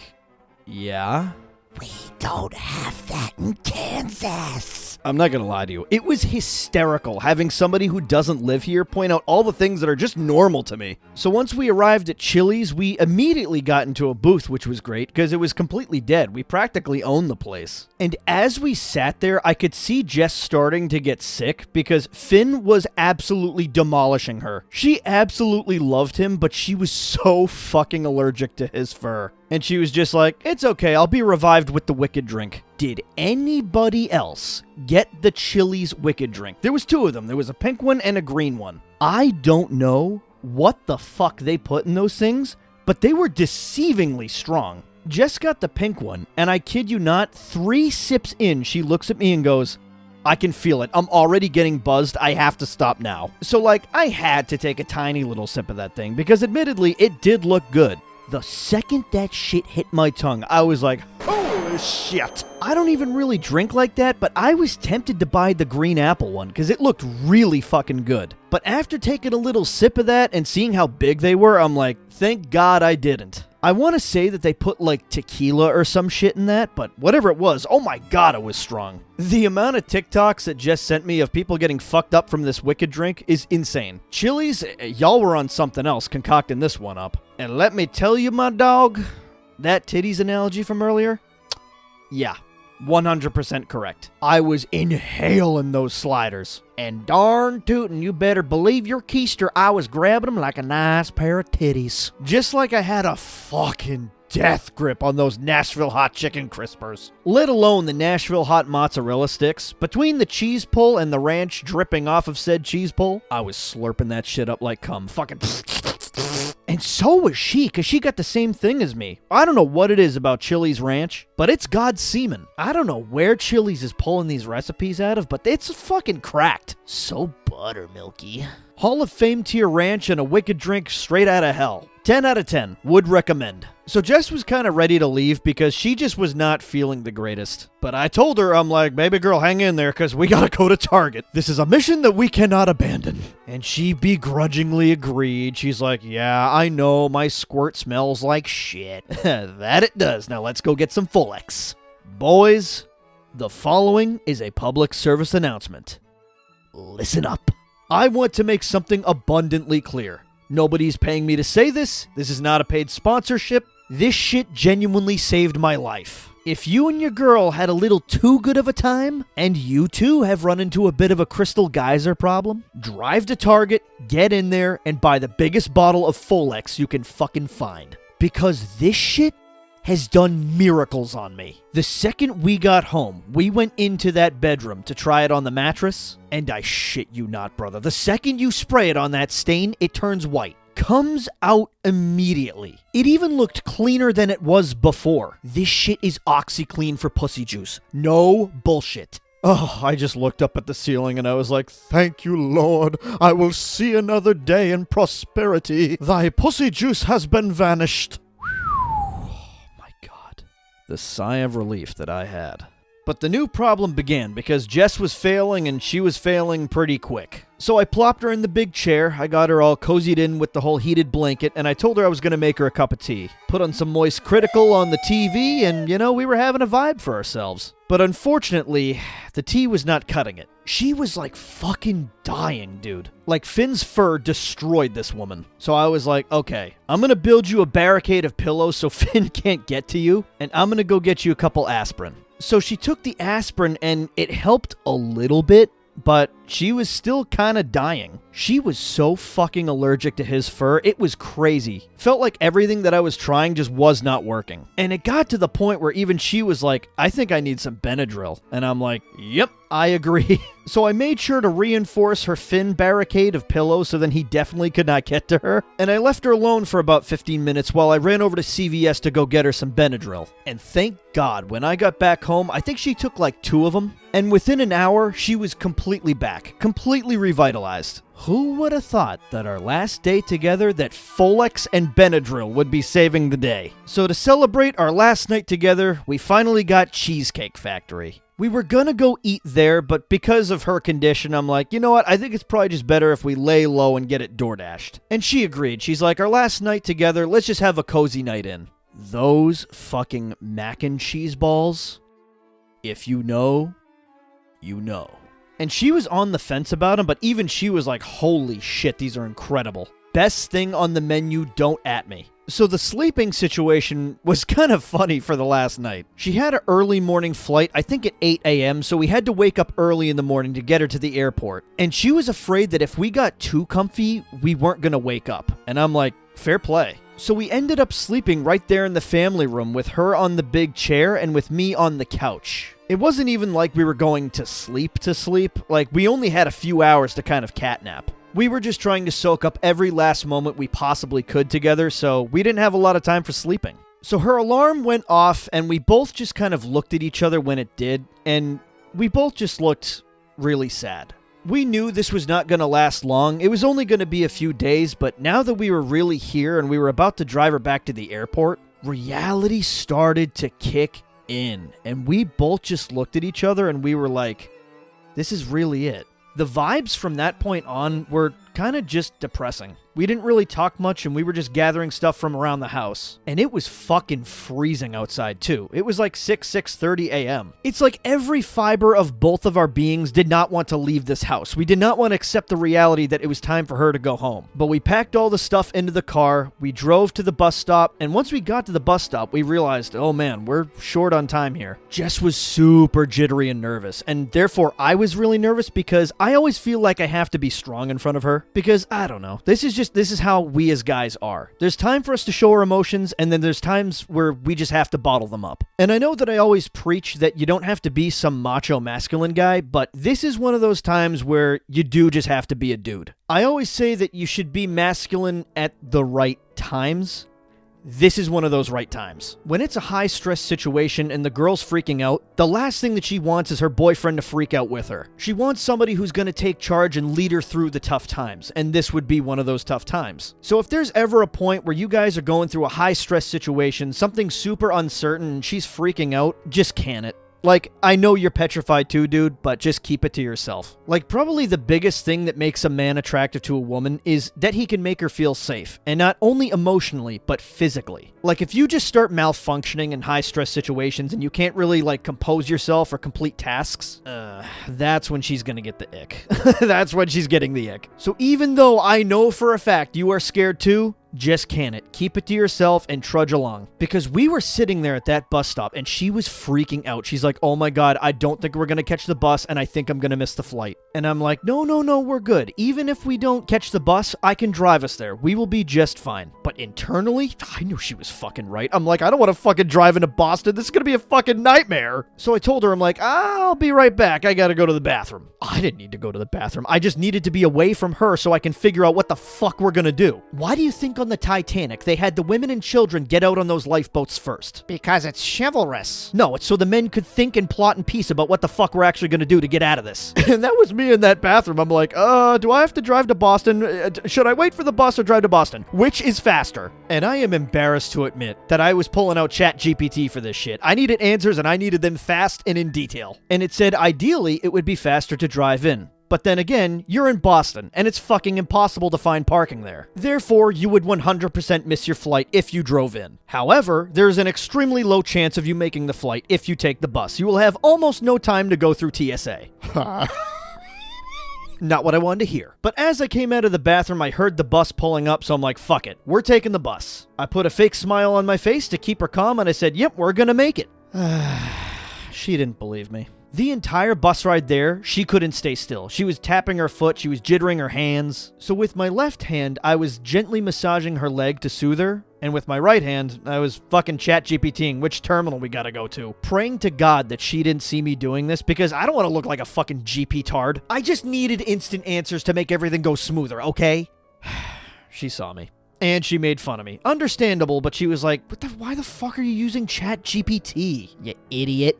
This was the only point in her entire stay here that I wanted to fucking backhand her. I am going out of my way to make sure that you are comfortable and we are going to the right place, okay? This is the wrong time to make fun of me for using ChatGPT. Do you have the answers to what I'm searching for? No, you don't, so shut up. I didn't actually say that. That was just in my head, but goddamn did I want to. And thankfully, we did make it to the right terminal. Thank fucking God. So we got her in line, and I went up as far as I could with her, because obviously I couldn't go past TSA, and I gave her a huge kiss, and I sent her on her way. Bro, she missed the flight by 1 minute. When I tell you I thought her head was going to explode. But it turned out to actually be the opposite. She instantly texted me and said, I didn't make it.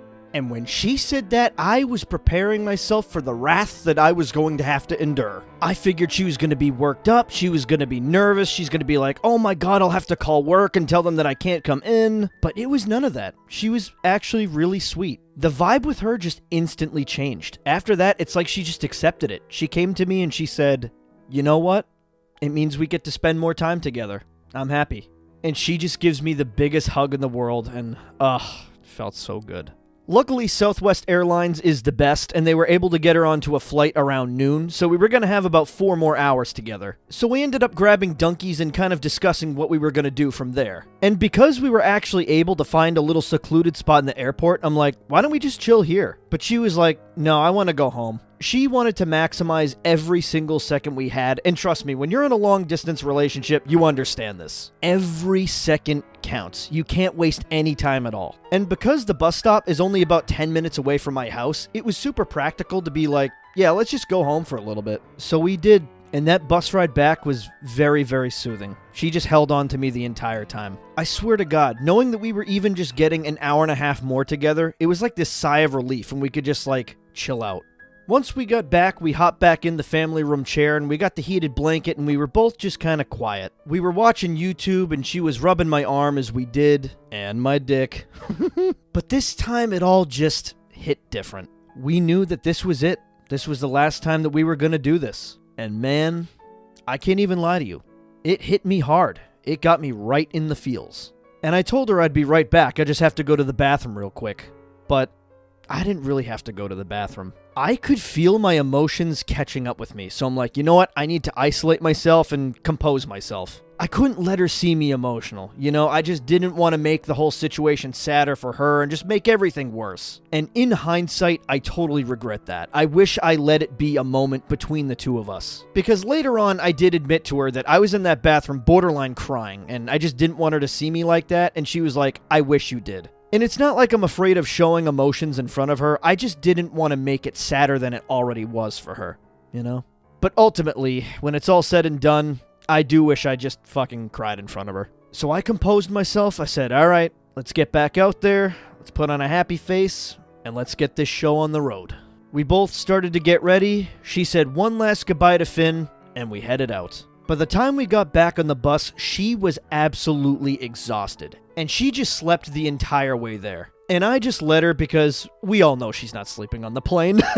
This time was way better. It was way less tension-filled because we were actually on time, so we could kind of just chillax. But it didn't make it any less emotional. I was still fighting back tears. This was tough for me, man. We finally got in line. I got her all the way up through TSA, and right before she went through TSA, I went to go give her one last kiss, but she was kind of sideways, so I kind of had to, tilt her head. But according to her, apparently I grabbed her titty, and apparently we smooched while I grabbed a feel. I have no memory of this, but she promised it happened. And honestly, it does check out because I do remember all the TSA agents laughing, and I remember wondering why they were. She'll never let me live that shit down. She reminds me of that constantly. Even all these years later, I'm still subconsciously channeling the titty master. So once she went through TSA, I kind of stood back and I watched her until I couldn't see her anymore. And at that point, dude, I borderline lost it. I remember taking my hat and putting it super low down over my eyes so people couldn't see the fact that my eyes were watering. I am power walking through Logan Airport with tears in my eyes so I could barely even fucking see, just so I could find a window to watch her plane leave. And I ended up finding the absolute best spot. It was on the top floor of Logan Airport. I think it was kind of towards Terminal C. If anyone from Boston knows what I'm talking about, it's a great place to go if you're crying and you need to be alone, because it's right at the end of the hallway with the escalator on your left, and towards your right is that super long hallway. And then across from the hallway is that giant window that you can get a really great view of watching all the planes take off. And at least when I was there, it was very low traffic. Very few people actually came through this little nook. The only awkward thing is it was right next to the office, so people who worked in the office at Logan would come in and out occasionally, and I had to hide the fact that I was fucking bawling like a bitch. And I stood there and waited until her plane took off. The second I watched her plane fly away, dude, when I tell you, I fucking let out an ugly cry. And I mean ugly, dude. Fucking...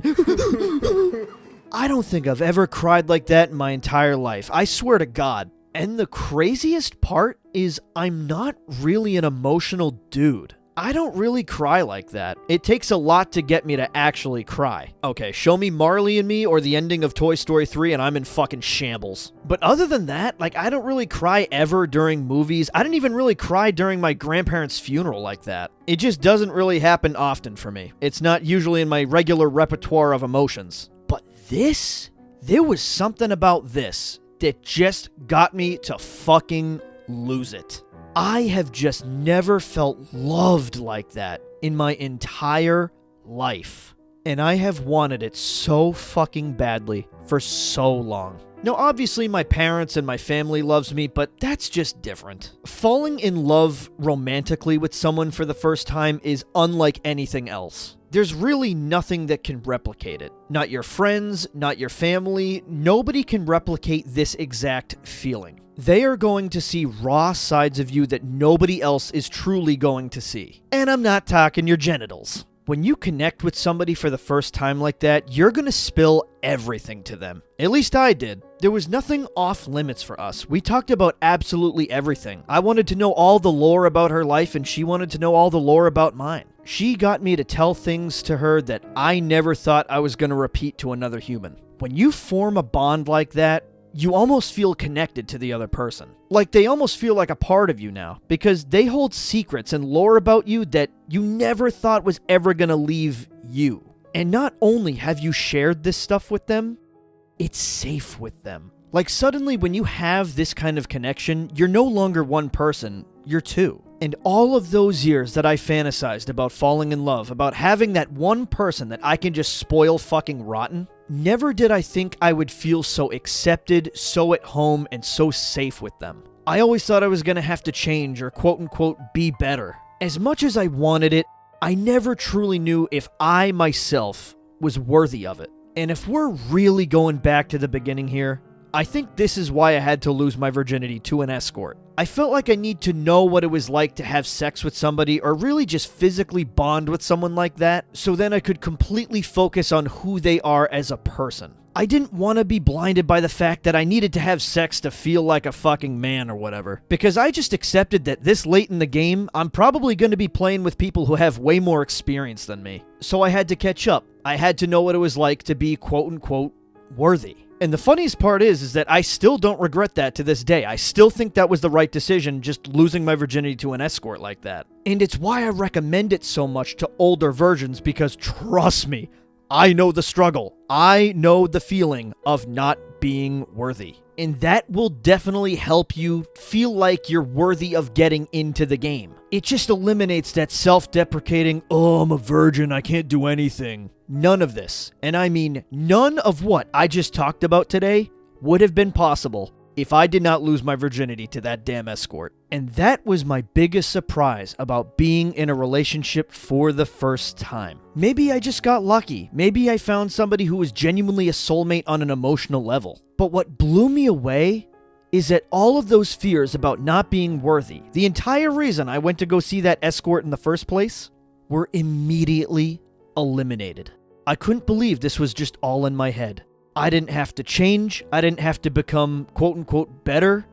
I just had to be myself, which is why I truly believe at this point in my life now, if you are a good person, and I mean genuinely, at your core, you truly believe that you are a good human being, and you have the fucking balls to put yourself out there, your time will fucking come. Even if it's way later than you wanted it to be, if you keep trudging and you keep pushing and you keep putting yourself out there and doing the work, as in going outside of your comfort zone and putting yourself out there just to be seen, eventually the universe is going to reward you. It will happen.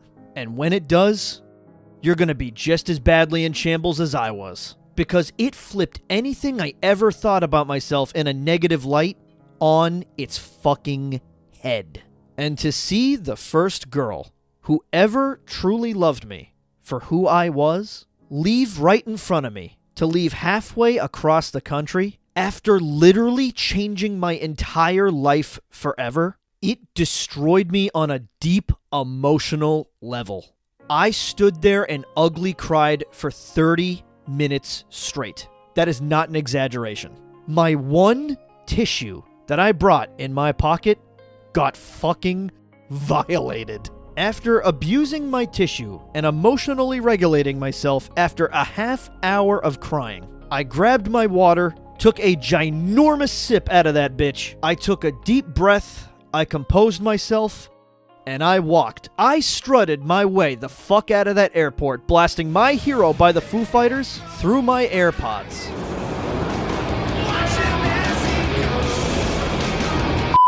Once I got outside and I waited for the bus, I continued to be sappy, and I sent Jess a picture of just my feet in the exact same location that we took our first picture together. When she got that picture, she told me that she absolutely fucking lost it. It's what I do. That bus ride back was surreal. I remember thinking it was so quiet. Once I got back to the bus stop and I hopped in my car, for the third time now, I just sat there and I stared off into the abyss thinking, holy fucking shit. I just lived out a goddamn movie. I knew instantly, I'm like, yep, this is a Storytime video for YouTube. And I'm gonna keep it real with you. I'm gonna guess that I dropped anywhere from like $1.5K to $2,000 on this whole thing. And I know that sounds crazy, but I don't regret it. I think it was money very well spent. Oh, I forget where I saw this, but I remember someone saying that if you want to know if something's worth the money or not, ask yourself, are you going to remember this in 10 years' time? And if the answer is yes, it's worth the money. Because the absolute best thing that you can spend money on in this world is not material possessions, it's experiences. Because those experiences are the things that are going to create memories that last a lifetime. So go ahead, use this as your sign. Book that vacation, fly that girl out, fly to that girl. Because even if it doesn't go your way, I promise you that is going to be like a core memory that you're going to remember and bring up in conversations until the end of time. It's those moments that when you're on your deathbed and you're looking back at your entire life, you'll look back at those experiences and be like, I really lived it up. Like I did not waste my life. Like I said, to live a really memorable life, you need to live your life like you're the main character in a movie. And do not get this mixed up with having main character syndrome and thinking that you're more important than everybody else. All I'm saying is don't be afraid to just be a little retarded. Even if it makes no sense on paper, if it just sounds exciting and it's gonna be an exciting thing to do, fucking do it. In 60 years' time, when you're wrapping things up in life, you'll be thankful for yourself. So when I got home, I cleaned that house like my life depended on it. I put everything back where it should be, and thank God for that Folex. One more time, man. We gotta give it up for Folex. I threw it away because, I don't know, I feel like it's a dead giveaway if something went on here, because I'm sure that my parents know about it. I don't really want to think about that. It's making me sick. But the funniest thing is that when my parents got back, my mom looked at me and said, "So did you throw a rager?" If only you knew. Ladies and gentlemen, I would like to personally thank you for actually sticking it out until the end. This was the most selfish video I have ever made in my entire life. And I can promise you this, I will never make another video this long ever again. You have my word. This is just an extremely personal story that I wanted to do full justice for. Not a detail fucking missed. And even though you probably didn't, I sincerely hope you enjoyed listening to this, because this one really was for me. I just wanted documentation of the whole thing, so then I have something to look back on and reminisce. But if you were actually able to take something away from this clusterfuck of a video, literally anything, that is a huge win to me. And I cannot thank you all enough. It really does mean the world to me. This has been your boy, Dino fucking Ambrose, and I am out.